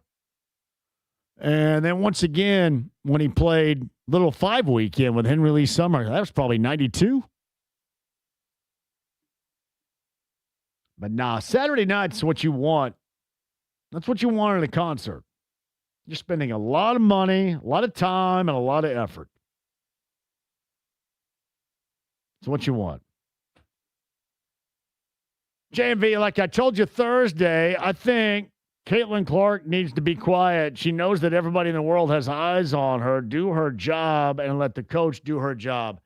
Listen, it's not her that's not letting the coach. Nobody's not letting Stephanie White coach. It is the jackassery of it all. The grifters of them all. You know exactly who they are. They're trying to take you. They're trying to take you for fools. Has nothing to do. The technicals have nothing to do with Stephanie White not, quote, absorbing the technicals for her player. And I will also tell you this. It is, I think it would be incredibly hard to be playing at any level, much less that level, and not get bent out of shape. But you have to draw the line. And as Tommy asked a little bit earlier when he called in, where do you draw the line? You draw the line at if they try to take away your participation. If you are suspended by this, that's where you draw the line. That's what can happen. You cannot have your participation compromised because you already have to deal with that via injury. This cannot happen. Not as a team leader, not as the most valuable on the team. I don't want to get into that conversation. I'm going to say Kelsey Mitchell or Aaliyah Boston. The team leader does not, and I said the same stinking thing about Luka Doncic. Same thing. Very similar situations.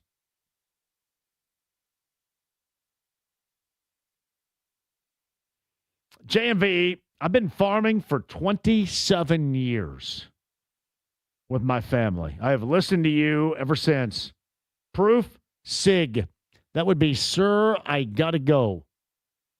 Farmer Chris, thank you. Sir, I Gotta Go was when I was in the little chair with Mark Patrick back in the day on Fall Creek Road. That was former Pacer guard Jamison Brewer when he had to leave an interview and could not formally say goodbye. But to Mark, he said, Sir, I got to go.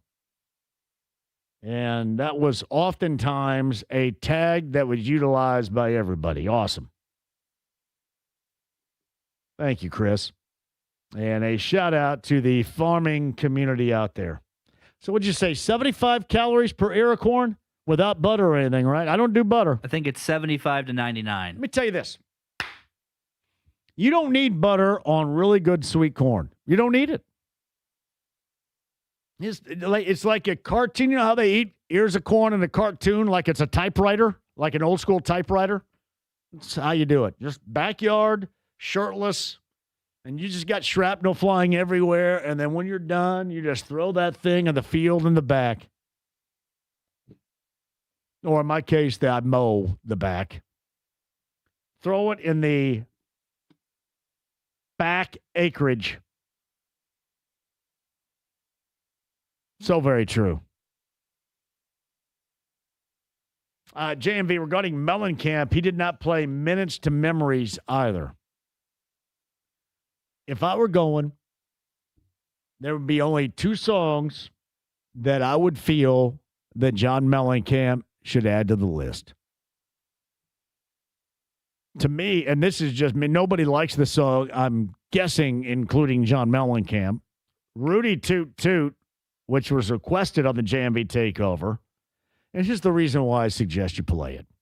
It is a Mellencamp original, and Rudy Toot Toot, we had it made in the shade like a ball through a hoop. It's like a summertime song. And then it also mentions basketball. Perfect. And the other one is play guitar because, forget all about that macho blank and learn how to play guitar. Those would be the two songs that, if you ask me, that I would add to those songs that would be played in a show, to the set list that he did not play. Other than that, don't you feel, and I know that the ticket prices are incredibly high, do you feel like that? I saw everybody's videos, everybody's reaction, and I can't remember the last time when it was so uniformly similar.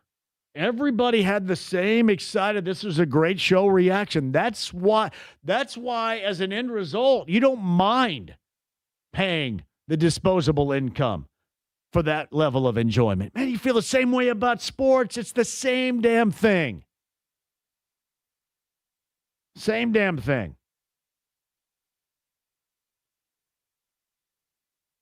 Chad Box says, Mellencamp dropped Minutes to Memories, Human Wheels, and What If I Came Knocking?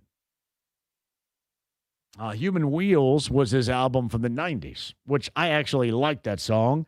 But I believe, Chad, that song goes about 5.5 minutes in length anyway. Corey Kenny chimes in. I'm in your favorite state. That would be the state of Michigan. Are you ready to switch to be a Cubs fan? Why would I be ready to do that? You guys suck as much, basically, as the Reds do. This is the world's crappiest baseball season, unless you're a White Sox fan. You don't get any enjoyment out of this baseball season, do you? Who's got enjoyment in this so far? Who locally has enjoyment? The Cubs are 6 games out. The Cardinals are 10.5 out. The Reds super suck at 16.5. Who in the world? There's no way that if you're a Cubs fan, you go, hey, well, great, 6 games out, 6 games back of the Brewers. You're 6 games back of a team that's going to gag in the postseason once they get there. What enjoyment do you possibly have? None. You go to Wrigley, you get drunk on really bad, crappy beer because it's a party. That's the only redeeming quality here. Nothing else. No, this is a terrible baseball season. We're going to think in terms. Maybe who's having a worse season? I think about this too, and even though like Seattle, and you look at their position in the American League, I think they're a half game back, right? But you look at where Seattle was a year ago. Have you seen Cal Raleigh and his stats this year? Remember Cal Raleigh with the Mariners? He was incredible a year ago. He's incredibly bad so far this year. I don't know if I've ever seen such a massive drop-off. What a bad in baseball this year. But a shout out to the White Sox. Stephen Holder is going to join us coming up at the top of the hour. We're not too far away from the start of Colts camp.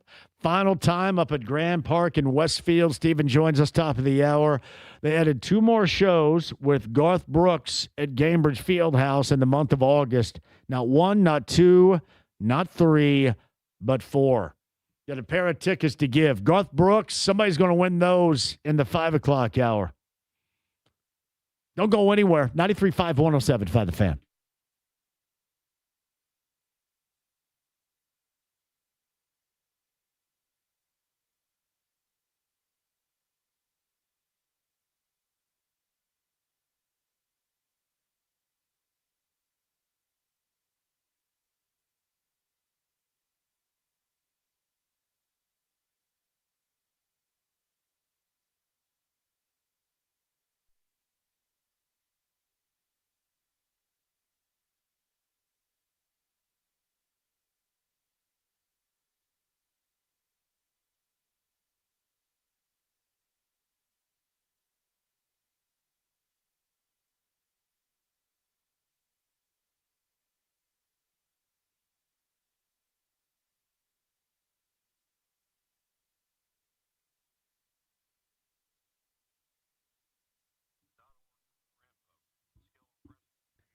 Hey, it's Mark Dito, Mark Dito Realty, 317-755-4232, markdito.com, markdietel.com today. All right, so the reality is now checked in. You're about a month away from your graduating high school senior going off to college. Have you evaluated the space in your home and whether or not you and the family presently need it? Meaning, are you now empty nesting and do you want to downsize?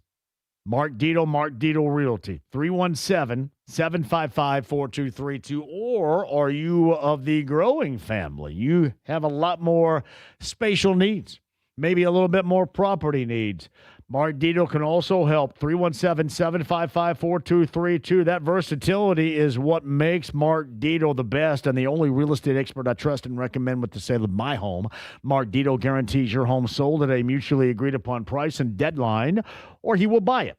Pick your move date. There are no long-term contracts, and you can cancel at any time. That's Mark Dito Realty. That number, maybe you need it right now, 317-755-4232. If not, file it away for later use. That's markdietel.com, markdietel.com today.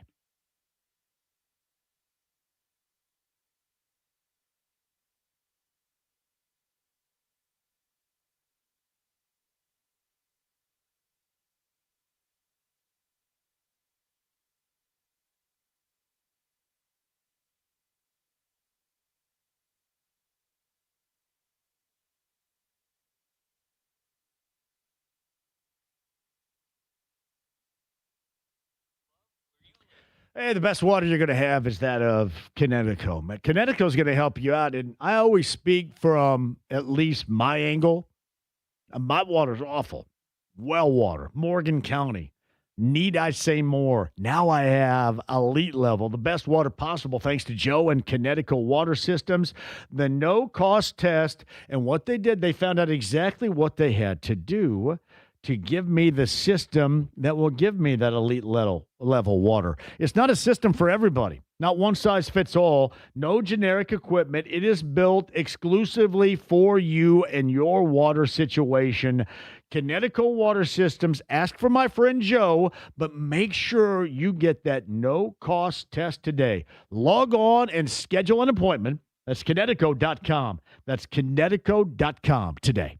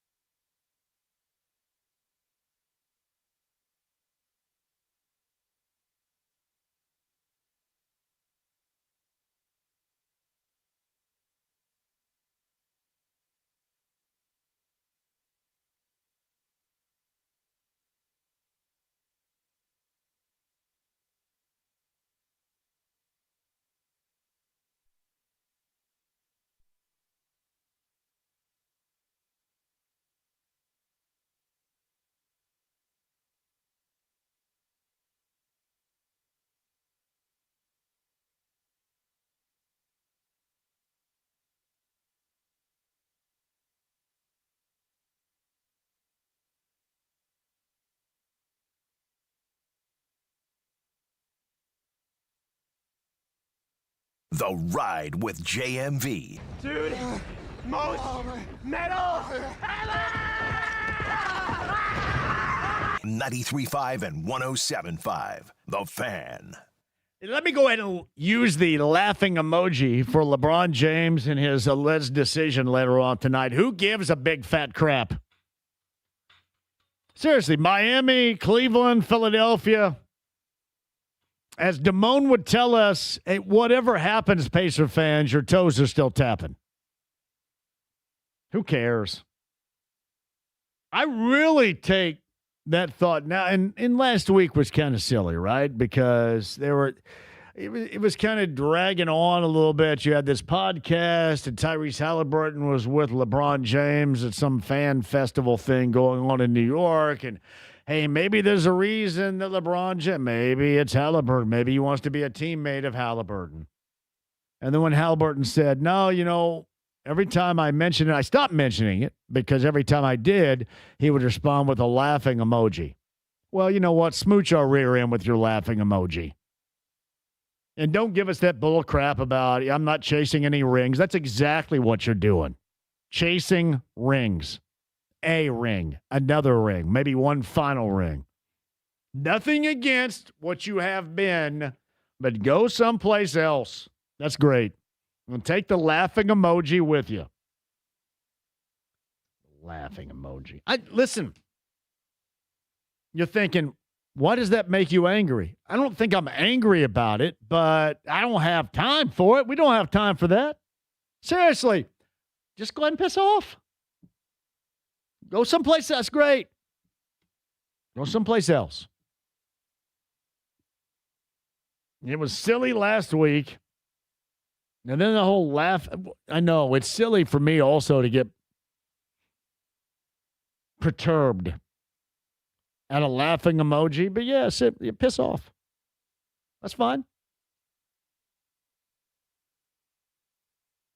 Kelsey Mitchell, does she get enough credit? On a team, in a world of Caitlin Clark, or on a team with Caitlin Clark and Aaliyah Boston, or in a world of jackassery when it's not really about the basketball. For some, it's just about grifting you, making you read or listen or watch their bull crap. She deserves more credit. What do the youngins say? A walking bucket? She's a walking bucket. Don't they put a walking bucket and then a fire emoji? Look how nerdy I'm getting right here. It was a step away from my phone. Walking bucket. Let us, for a moment, give more credit where credit is necessary. Kelsey Mitchell. Season high 33 in that win on Saturday night over the Liberty.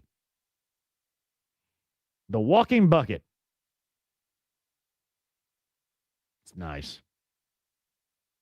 Shout out to Big Glenn. He's going to stop ES Speedway, by the way, on Thursday, James. I should mention that one more time. The Speedway City Garage, my friend Jeff Matthews is going to have us.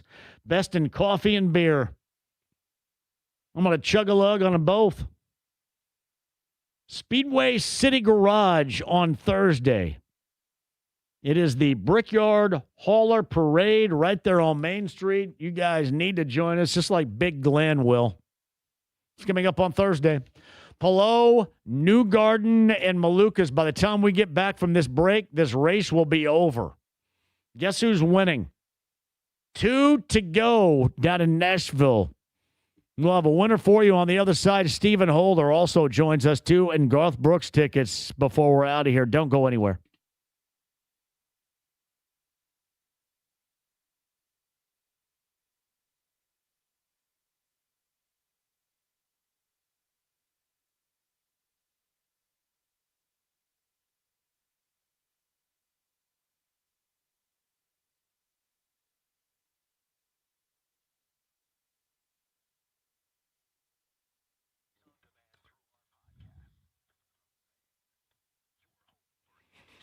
I love me the District Tap. It was such a great time down there on Friday, too. The owner, Michael, was hanging out with us.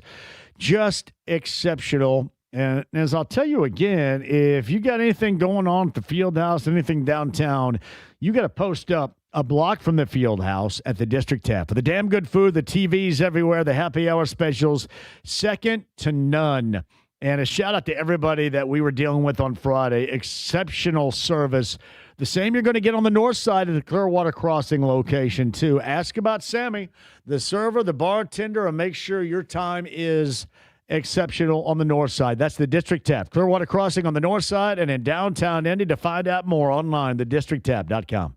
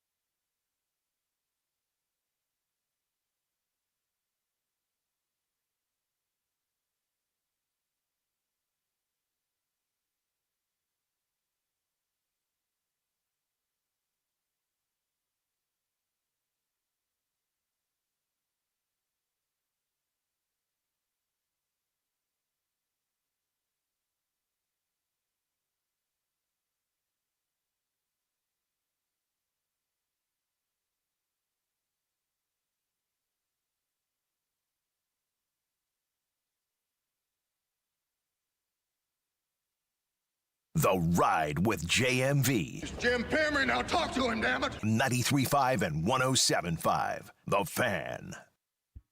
Garth Brooks tickets. This is not Garth Brooks. Is this Garth Brooks? Definitely not. No. Not. Would Garth Brooks sound good as a part of the Bee Gees? It would sound different.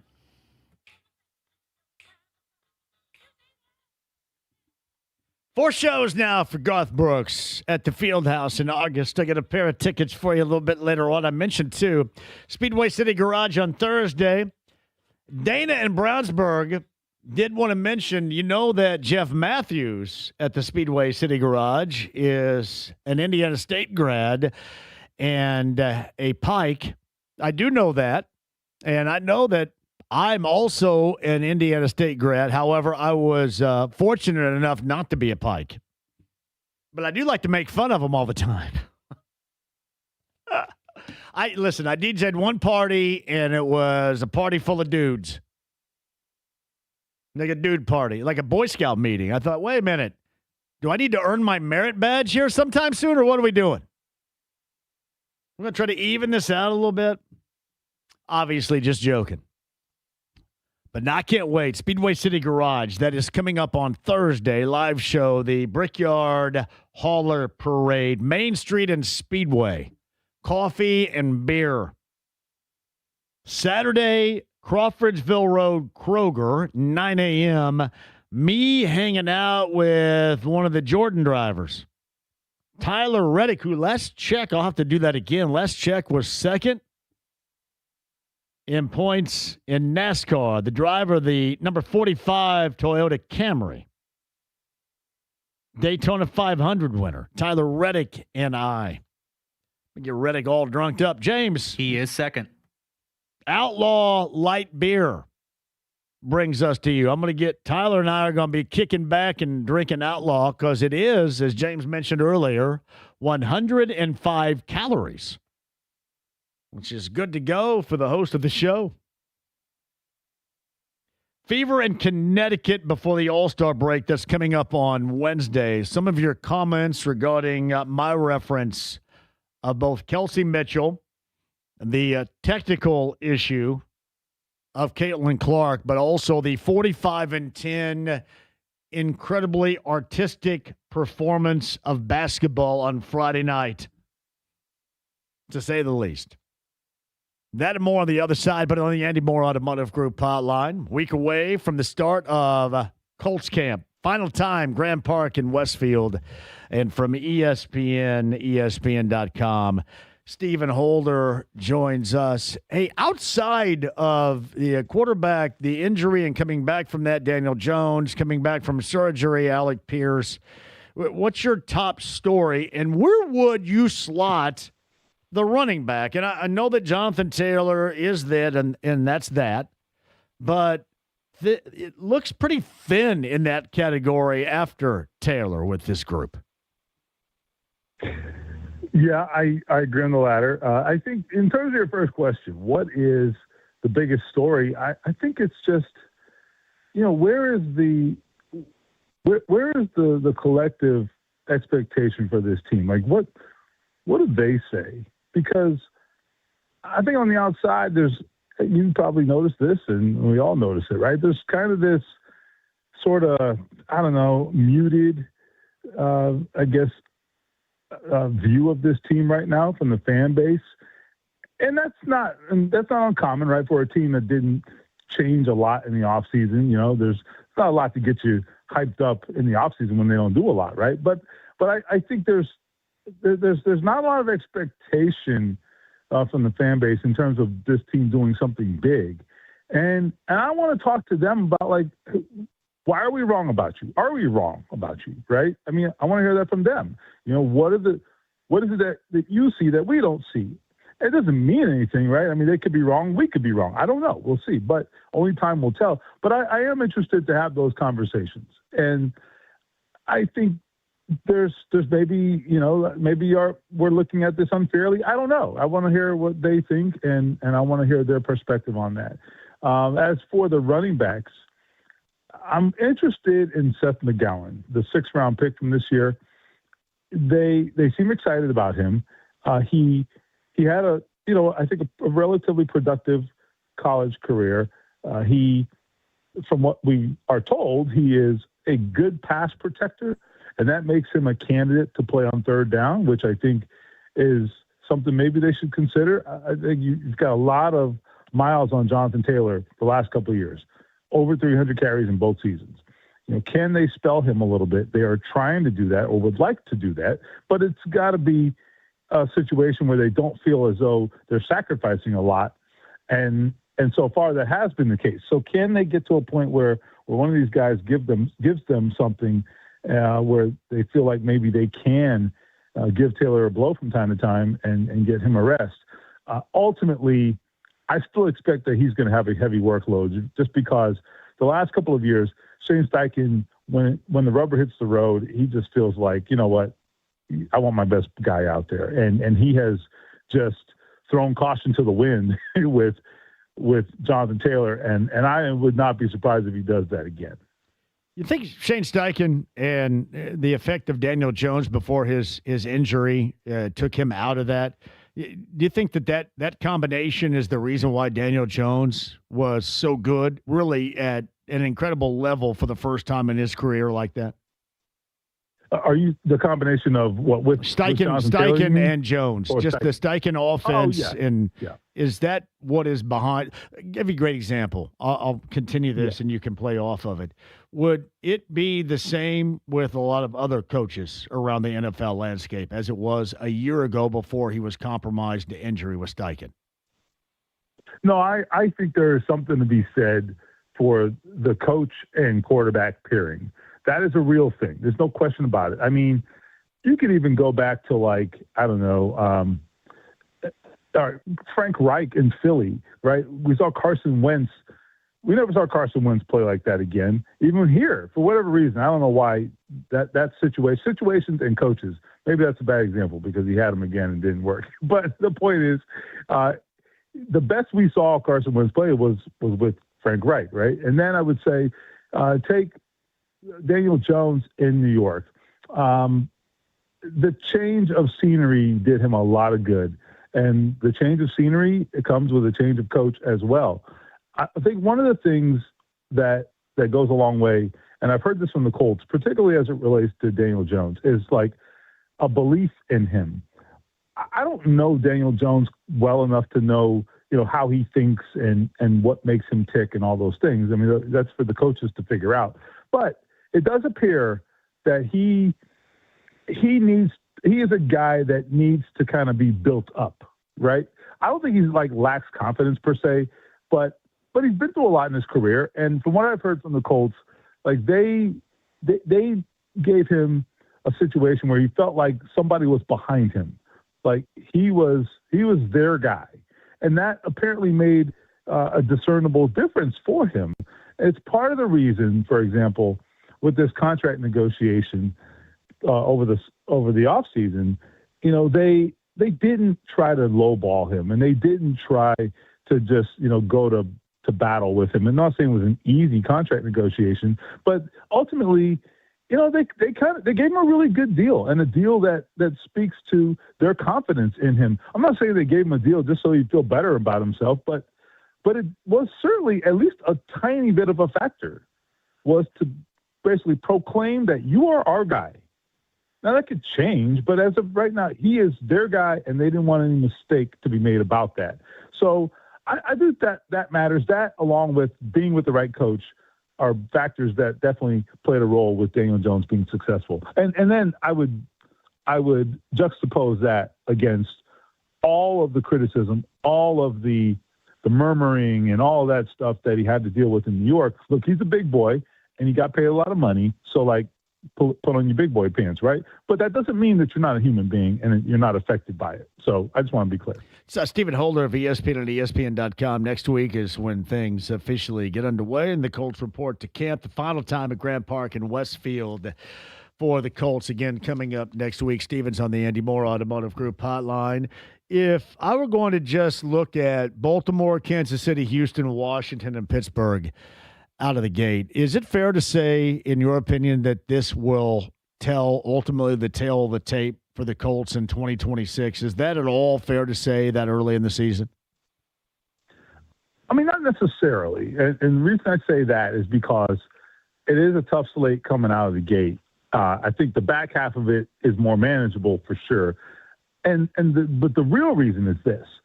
It's that I think Daniel Jones is going to have to lather up a little bit, coming off this injury. That's just a natural thing, I think, to expect, is that he will not be as good on opening day, in theory, than he will be, say, at midseason. I mean, I think that just stands to reason. Maybe I'm wrong. Maybe he will prove us wrong. But that's how that tends to work, right? I mean, you get better the further away from the injury you get. And so if that's the case, there is a scenario where they, as a team, perform better later on, right? And maybe they can overcome the lack of an ideal start, whatever they end up starting, whatever their record is after that 5-game stretch. So I think I want to put that scenario out there. I think that is not outside the realm of possibility. All of that being said, there's nothing harder than having to climb out of an early hole. And we've seen a lot of them over the years here, okay? Because they never get off to a good start. Last year was certainly the exception to the rule. And I've seen this team scratch and claw, and sometimes successfully so. All right, go back to 2018. Great example, right? 1-5 to start, and they go, 9-1, I think, down the stretch. Now, try to do that again. Do that twice, right? I mean, that's like lightning striking. That's a really tough thing to do. And I think emotionally, just because it's been done before, right, doesn't mean you can repeat that feat, in other words. And I think emotionally, digging out of an early hole is exhausting. It is exhausting because every game starts to feel like, depending on how bad your start was, every game starts to feel like, oh, man, this is our season. Oh, my God, like we can't screw this up, right? I mean, that is a lot of weight on your shoulders every single stinking Sunday, and that's a tough way to live. It doesn't give you much margin for error, and the emotional toll of that is significant. So don't do it to yourself is what I'd say. So you have to have the quarterback, as you mentioned, lathered up. And is that a possibility coming off that injury, especially with those first 4 to 5 games? And I guess maybe you can even subtract, those, just go Baltimore and Kansas City weeks 1 and week 2. Is that something you expect him to be, as you mentioned, lathered up and ready to go at the level that is necessary in those first 2? Well, I mean, that's the problem is I don't think we can answer that question right now. I just don't. I think I will say this. He has checked all of the boxes so far, but none of those boxes have consisted of an unblocked defensive end chasing him off the edge. You know what I'm saying? Like the boxes he's checked so far have been, okay, can you run straight line? Can you drop back and handle the torque, throwing the ball deep down the field? Lateral movement, how's that going? Right? All these tests, and don't get me wrong, I mean, like they are definitely putting him through the paces and getting a sense for where he is. And I'm sure they have a great sense of how much he can and can't do. However, I think it's the unscripted stuff that is the hardest to prepare for. And you cannot prepare for that until the moment of truth, right? I mean, he's not – I think as we sit here today, the biggest test he'll have before opening day is probably in the joint practices in training camp. I think he'll get a lot of snaps in those, assuming he's cleared. I think he will be. And so, that'll be a good test, but that is a controlled environment. They can't hit you, right? Who are they going up against? The Patriots and Falcons, I believe. The Patriots aren't going to hit you. The Falcons are not going to hit you. He may have to escape the pocket and do those things, but it's just not the same, right? I mean, you're not under threat of being hit. So if you don't, have that explosiveness getting away from the defender, what's the consequence? Nothing. So we won't really have an answer to that because I don't think he's going to play in the preseason. I would be surprised. My expectation is he will not play in the preseason. So if he doesn't, the answer to your question is going to come in week 1. Yeah, that is that's tough. Yeah, and even with a different situation, I'm not telling you like to be doubtful about it. All I'm saying is we can't answer that. We just can't. And I can't answer it. You can't answer it. And Shane Steichen and Chris Ballard can't answer it until we see it. The reason why I framed it up in the fashion in which I have to you is you mentioned at the outset, you've got a fan base that is without a great deal of deeply rooted belief in this team right now. Is that more because of the longer term past and lack of results, or because you just simply don't know what your quarterback starting with is going to look like at the beginning of the season?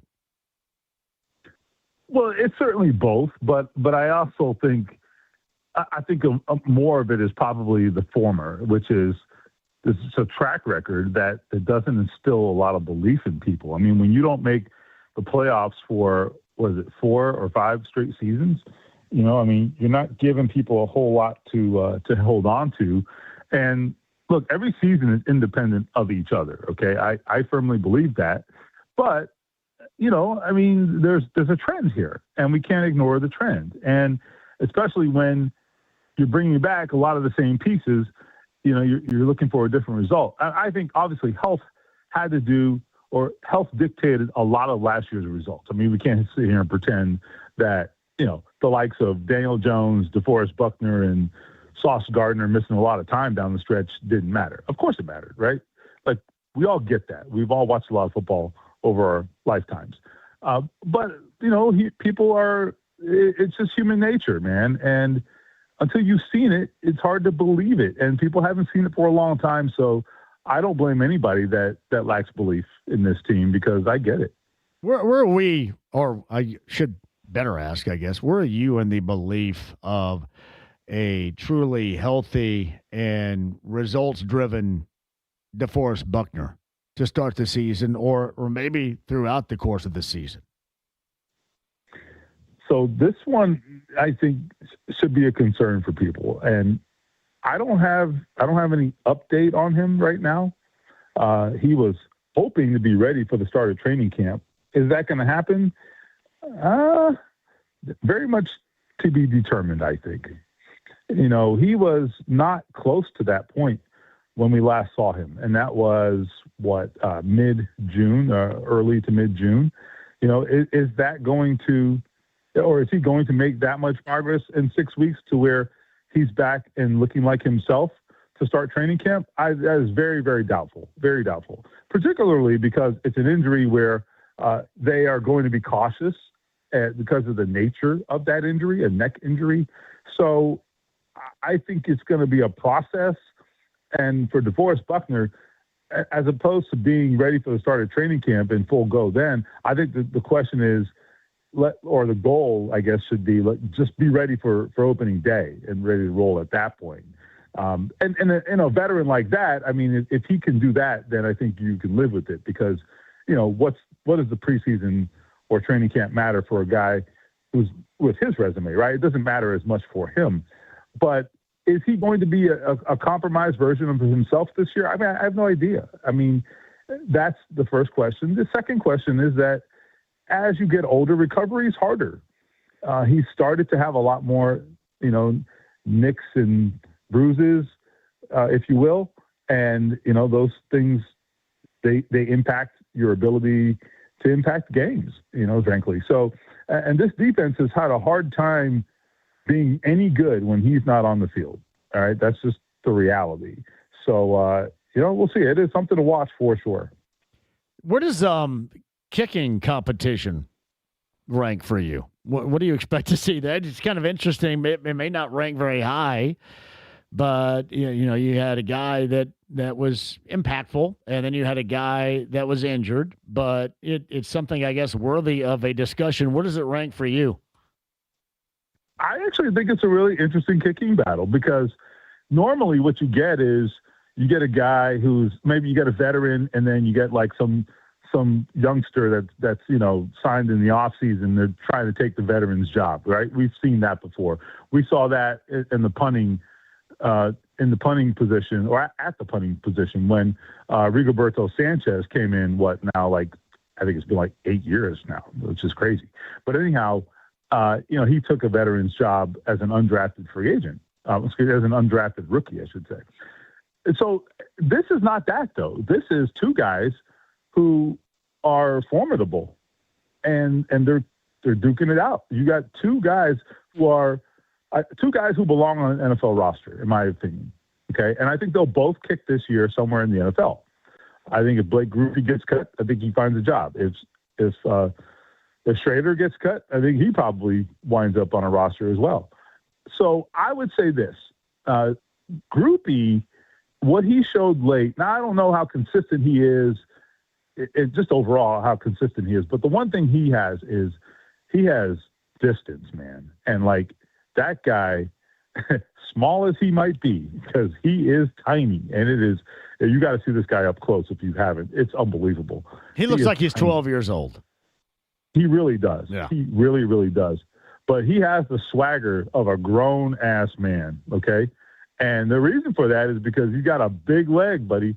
That guy, that distance really matters. And you saw it last year, especially, late in the season where, the quarterback was an issue, certainly. I mean, you pulled a 44-year-old guy off the couch. So clearly they didn't have a whole lot of offense going on. And so, he was being asked to kick really long kicks. And I think about that, that kick in Seattle, that should have been a game winner, but I digress. Anyhow, I think that matters a lot. And I think it really carried a lot of weight with Shane Steichen. When you have a kicker that can give you that kind of advantage, like maybe we're in that no man's land in the middle of the field on 4th and 6. I'm not going for it, but you know what? I'm going to give him a chance at that 59-yarder. What the hell, right? So you got to trust your defense, obviously, in that scenario. But it is really tempting to go with a guy who maybe lacks the consistency on a kick-to-kick basis, but can provide you that kind of a weapon. I mean, you can win games with those kinds of kicks. So I think Grupe should not be underestimated here. And Spencer Schrader being the incumbent, I don't think that matters that much in my mind. I'm a groupie. Did you know that? Yeah. I mean, I get it. I mean, listen, he looked good in the offseason too, I would say. So all I'm saying is I'm not handicapping this. I don't know which way they're going to go because there's a lot to consider. But Grupe, he opened a lot of eyes. Let me just put it that way. What's his stats? Do you know? Stature and weight off the top of your head. Good question. I don't have it in front of me. I think he's 5'7", 5'6", 5'7". Like 5'7" is pushing it, frankly. I'm not exaggerating. Like I think he might be 5'6". I don't know if there's any way that he's 5'7", 150. They say 5'7", 156 is what it says right here. Is there any way that he's 5'7" might be stretching it? I'm not joking. Might be stretching it. I've described him as a little nugget of a human being. And he is that. He is that. But he walks out there like a cowboy too. Like he's got swagger and he strolls out there like, watch this. Like, often buddy, you're 5'6". What are you talking about? It is funny, right? Oftentimes when you hear somebody described with a Napoleon complex, it's not good. He may have one that's good. I think so. For the first time, it's a compliment. So funny story. Shane Steichen had not met Blake Grupe before. So the scouts brought him in and worked him out, I guess, and they signed him. I don't know at what point Shane Steichen actually met him, but all I know is like the first time he laid eyes on him, he looked at everybody and was like, wait a minute, that's the guy? It was like, am I being punked? Like, that's awesome. That's the kicker? Is that the guy? He told us that story. He was like, you guys got to be kidding me. And he was like, and then what do you know? Get the hell out of the ball. So it was a pretty funny story. Nugget of a fella. Dude, that is one person that I want to talk to at camp and have him on. His Grupe. Yeah. But he may not now that he knows how I've described him, but he's good. Don't get me wrong. But yeah, because listen, in any sport, it'd be difficult to operate at 5'7", 156. Like if you're in high school. So sure, yeah, it'd be tough. And he's got I think it'd be decent radio because he's got a little like defiance to him, you know. And I think it's because he probably has been talked about this way for all his life, you know. And he's like, you know, you watch your mouth, watch this, you know. I think he's got a little bit of that to him. And you know what? Frankly, he probably wouldn't be here if he didn't have that attitude. Let's be honest, right? So good for him. I think it'd make for a good afternoon show if I got my ass whipped by Blake Groupie on this show. I'm here for it. Sign me up for that. Thank you, pal. I appreciate it. Next week, it is officially underway, and we'll see you up there, obviously, a ton, but I appreciate it. Next Monday, we'll do it again. All right, you got it. It's Stephen Holder of ESPN on ESPN.com. I think that's going to be one of the first interviews we have to do is Blake Groupie. Oftentimes having how should I put this? Is it right? Napoleonic complex? The Napoleon complex, yeah. Is not good. In his case, it probably is good. It's a little chip on the shoulder. Do you think 5'7", 156 is a stretch? It looks to be. It could be a little hyperbolic right there. Exaggerating a little bit. Do you think that they, like for the bigger dudes, sometimes they have to get specialized uniforms and helmets? Do you think they had to get special uniforms and helmets for him? They may have. They may not have too many of that size. See, this is why I'm working to get my ass whipped by somebody 5'6" and 156, right? 5'7", 156 right here. I mean, we know he can kick. We know he can kick. So he just aims one right at your thigh. That thing's gonna hurt. Alex Palou was the winner of the rain-delayed IndyCar race down in Nashville earlier today. Hey, by the way, too, if you're going out on Sunday to the Brickyard, sunny and 90 is the forecast as of right now. Sunny and 90 on Sunday. A Thursday and Saturday, chances for you to join me. I'll explain. Garth Brooks tickets will give away before the end of the show. 4 now shows for Garth Brooks at Gainbridge Fieldhouse in August. We'll give you a chance at those tickets coming up before 6 o'clock. Don't go anywhere. 93.5 and 107.5 The Fan. Here's a quick weather update.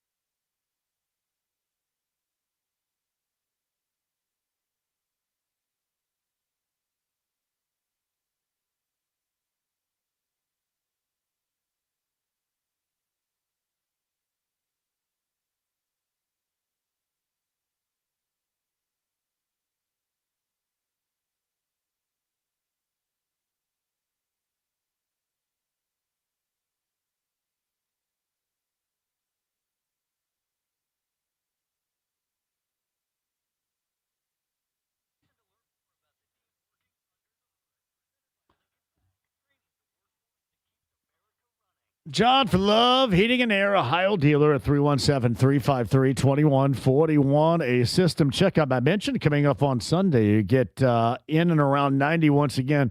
Yeah, we're going to have a low humidity, I think, rest of the week after these storms coming up tomorrow, but build it back up once again. Here's what you want to make sure with Love Heating and Air, Ohio dealer, that your system is working and cooling the way that it should, and you got to give them a call, 317-353-2141. Ask for Kendra. Kendra will get you on the schedule. Get like Ron, an elite technician, out to check your system. And if you find out you need a repair at Love Heating and Air, Ohio dealer, mention my name, get $144 off the service fee. That's Love Heating and Air, Ohio dealer, 317-353-2141, online, love-hvac.com today.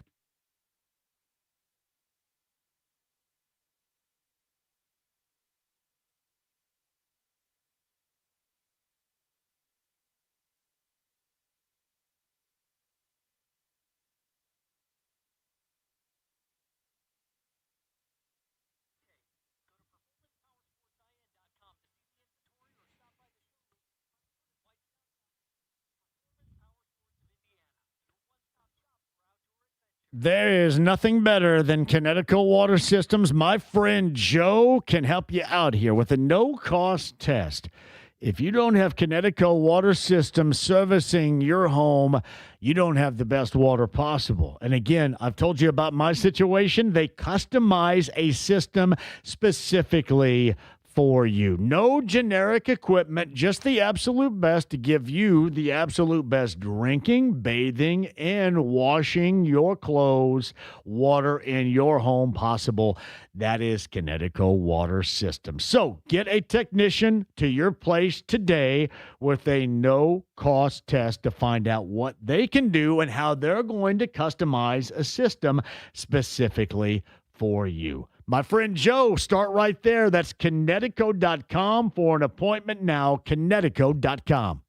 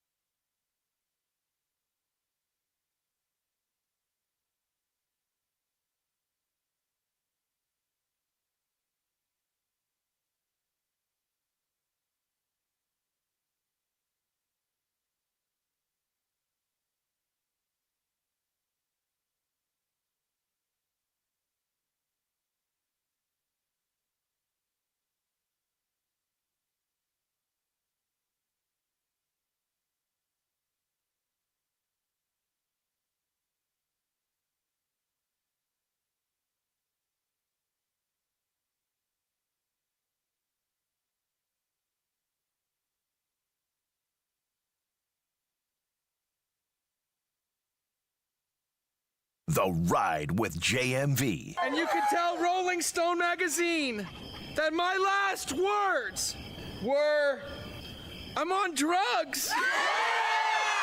93.5 and 107.5. The Fan. Stephen Holder, Jeremiah Johnson today. Out to Phil Steele. We got to start talking some college football. One of the best to do that.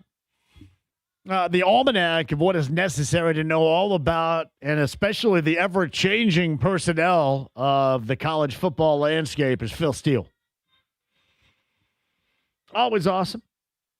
JMV, I heard you talking about your national exposure on the JMV Takeover earlier. Just know you've got a daily listener to this show in North Alabama.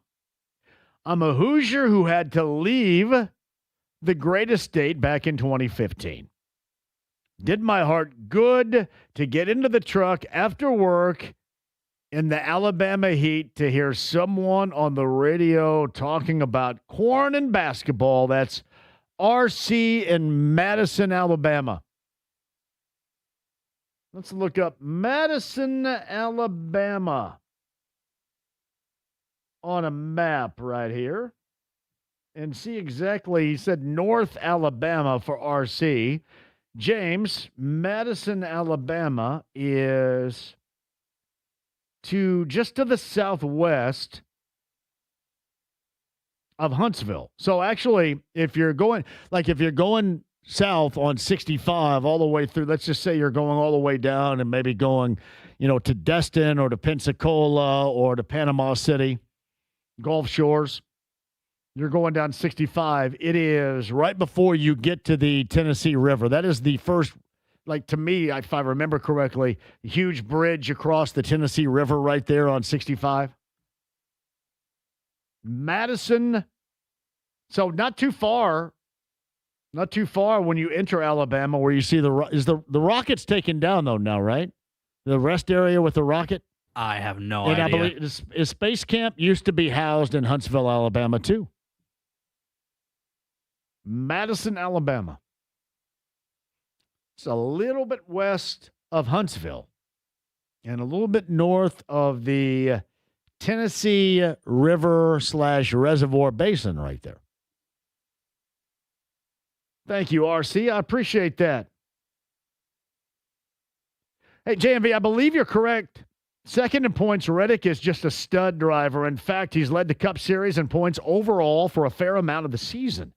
The really crazy thing is that if Richard Childress, his previous car owner, and Dale Earnhardt's longtime owner, knew Reddick was going to become such a great driver, he likely would have increased the offer to keep him. Instead, he pivoted to hiring the legend, Kyle Busch, who won in just his second race for Childress, but then suffered the untimely death at the age of 41. And the reason why I mentioned that, and thank you, Nick, is because I'm going to be with Tyler Reddick coming up on Saturday at Kroger on Crawfordsville Road with Outlaw Light Beer. Cannot wait for it. 239-1070 is that number. I want to see you guys all out there coming up on Saturday, too, and also Thursday in Speedway, which I'll explain in a second. But Mike is in Brooklyn up next. Hello, Mike. Hey, JMV. You like the kicker competition conversation I just had? Were you thrilled with that? Listen, I don't want to see you get your ass kicked by Groupie because I like you, but I also do not want to have any undue risk for injuries for any players, and even as a Colts fan, we have to worry about kickers. Who do you think's going to? Who do you think wins that gig? You got anybody in mind? Is Groupie or Schrader coming back from injury? You know, you got to kind of. I'm kind of with you. I kind of like the kid Groupie. You know, you got to get a guy like that with an attitude like him. You know, you think he can knock those big kicks home. You know, with pressure on him. So, but I mean, you know, it'll be a competition. I didn't have a problem with Schrader. You know, from what I see from him, you know, other than the fact that naturally he got to get hurt. But no doubt. If you remember the Colts, that's going to happen at some point. Yeah. Yeah. Exactly. So it's a little ambiguous, but it sounds to me like Daniel Jones is going to be fully cleared for the start of camp. Is he going to be just a full go? Or that is, you know, and again, the big mystery is all you've seen him do is kind of run around a little bit, but that is what everybody talks about.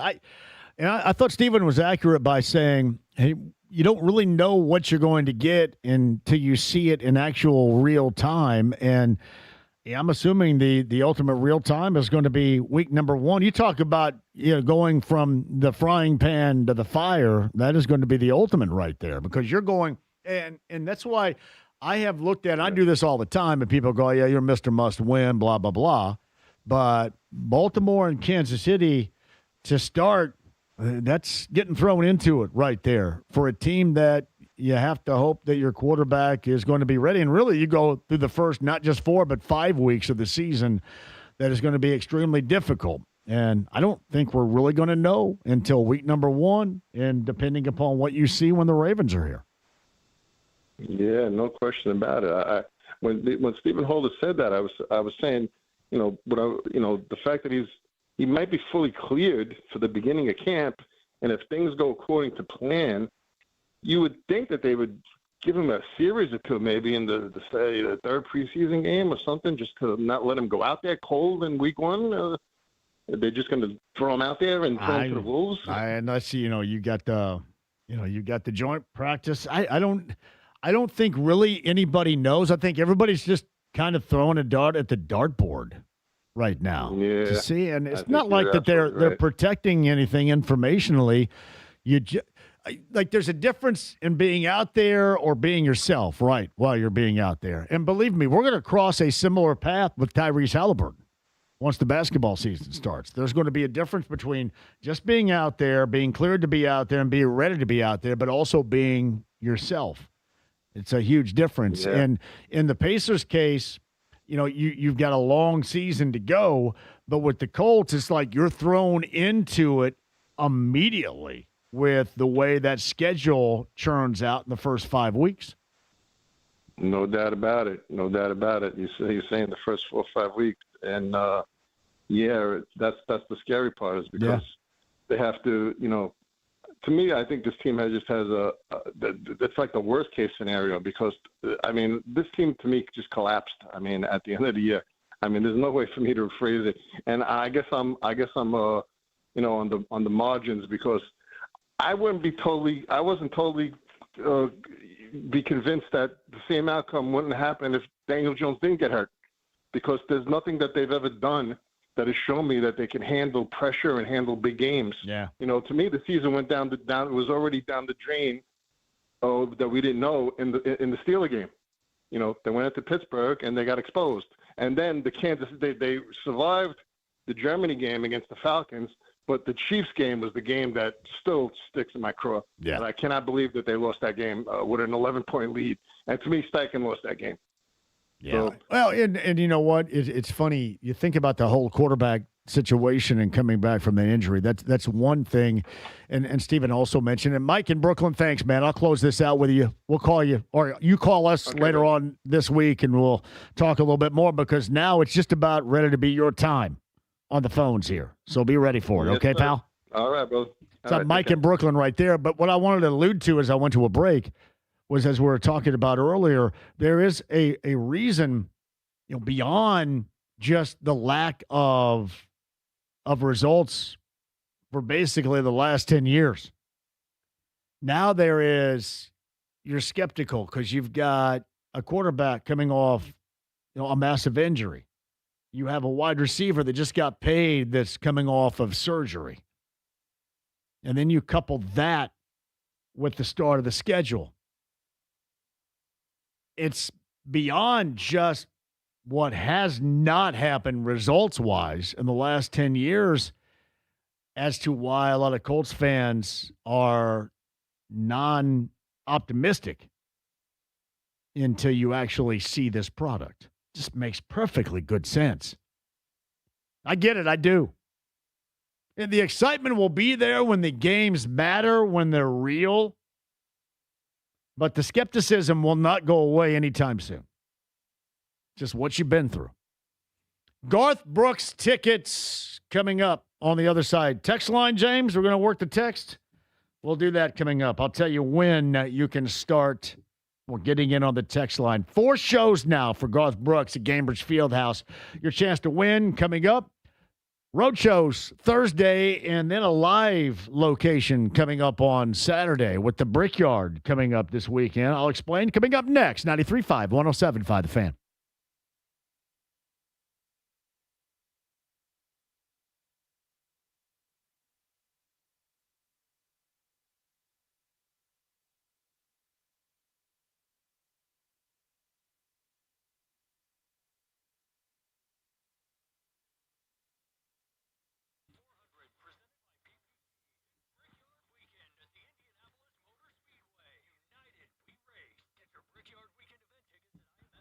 You got to maintain your summertime road readiness. It can be difficult with the hot and humid and really the impact it has on your car, truck, or van. But let me tell you, Joe Childers and Anthony of the gang at Express Pro Tire and Auto, they have your back, too, with the Road Trip Ready Car Care Package going on right now. $99.99, synthetic blend oil change, wheel alignment, tire rotation, brake inspection, fluid check, battery check, and a free 50-point pre-travel inspection included. This is all going on right now at your Central Indiana Express Pro Tire and Auto locations. This is essential. You had to make sure you're good to go. Good to go for the summer months that are ahead. Even if you're getting set to go back to school, make sure your car, truck, or van remains road ready with the Central Indiana locations run by Joe Childers of Express Pro Tire and Auto. Make sure you tell them I sent you, too, and maintain that summertime road readiness. ExpressPro.com.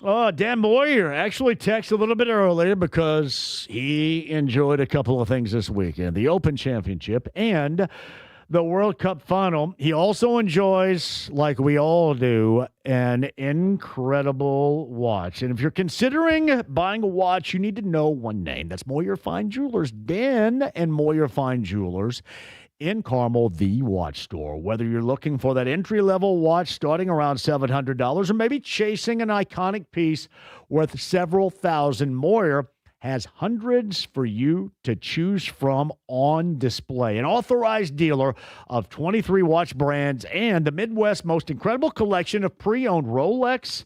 And if you're building your collection, that is the place to go because no place else like Moyer will measure up. Moyer Fine Jewelers, the watch store with the luxury brands like Omega, Breitling, Grand Seiko, Hublot, and boutique brands like Fears, Nevada Grinchen, Krona Swiss, and the Midwest's most impressive selection of pre-owned Rolex. More selection, more expertise, and a guaranteed better experience. That's at Moyer Fine Jewelers. And by the way, Dan Moyer, a listener to the show. That's Moyer Fine Jewelers, 146th Street in Carmel. That's MoyerFineJewelers.com, MoyerFineJewelers.com.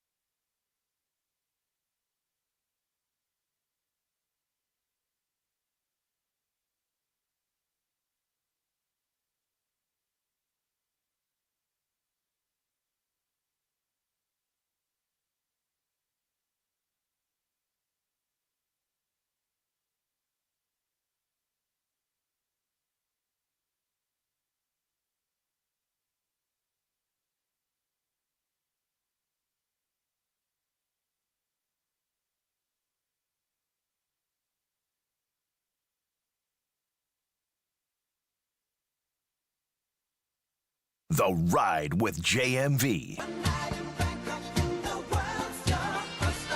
93.5 and 107.5. The Fan. Number 60 on the text line. Let's see you guys get going. 317-239-1070. 4 shows now at Gamebridge Fieldhouse in August for Garth Brooks. Number 60 on the text line. This is not working fast enough. Let's go. Number 60 on the text line, Garth Brooks, 317-239-1070. James, is that working quick enough for you right here? It's starting to take off. Let's go. Fast pace. I got to know who is listening at this moment.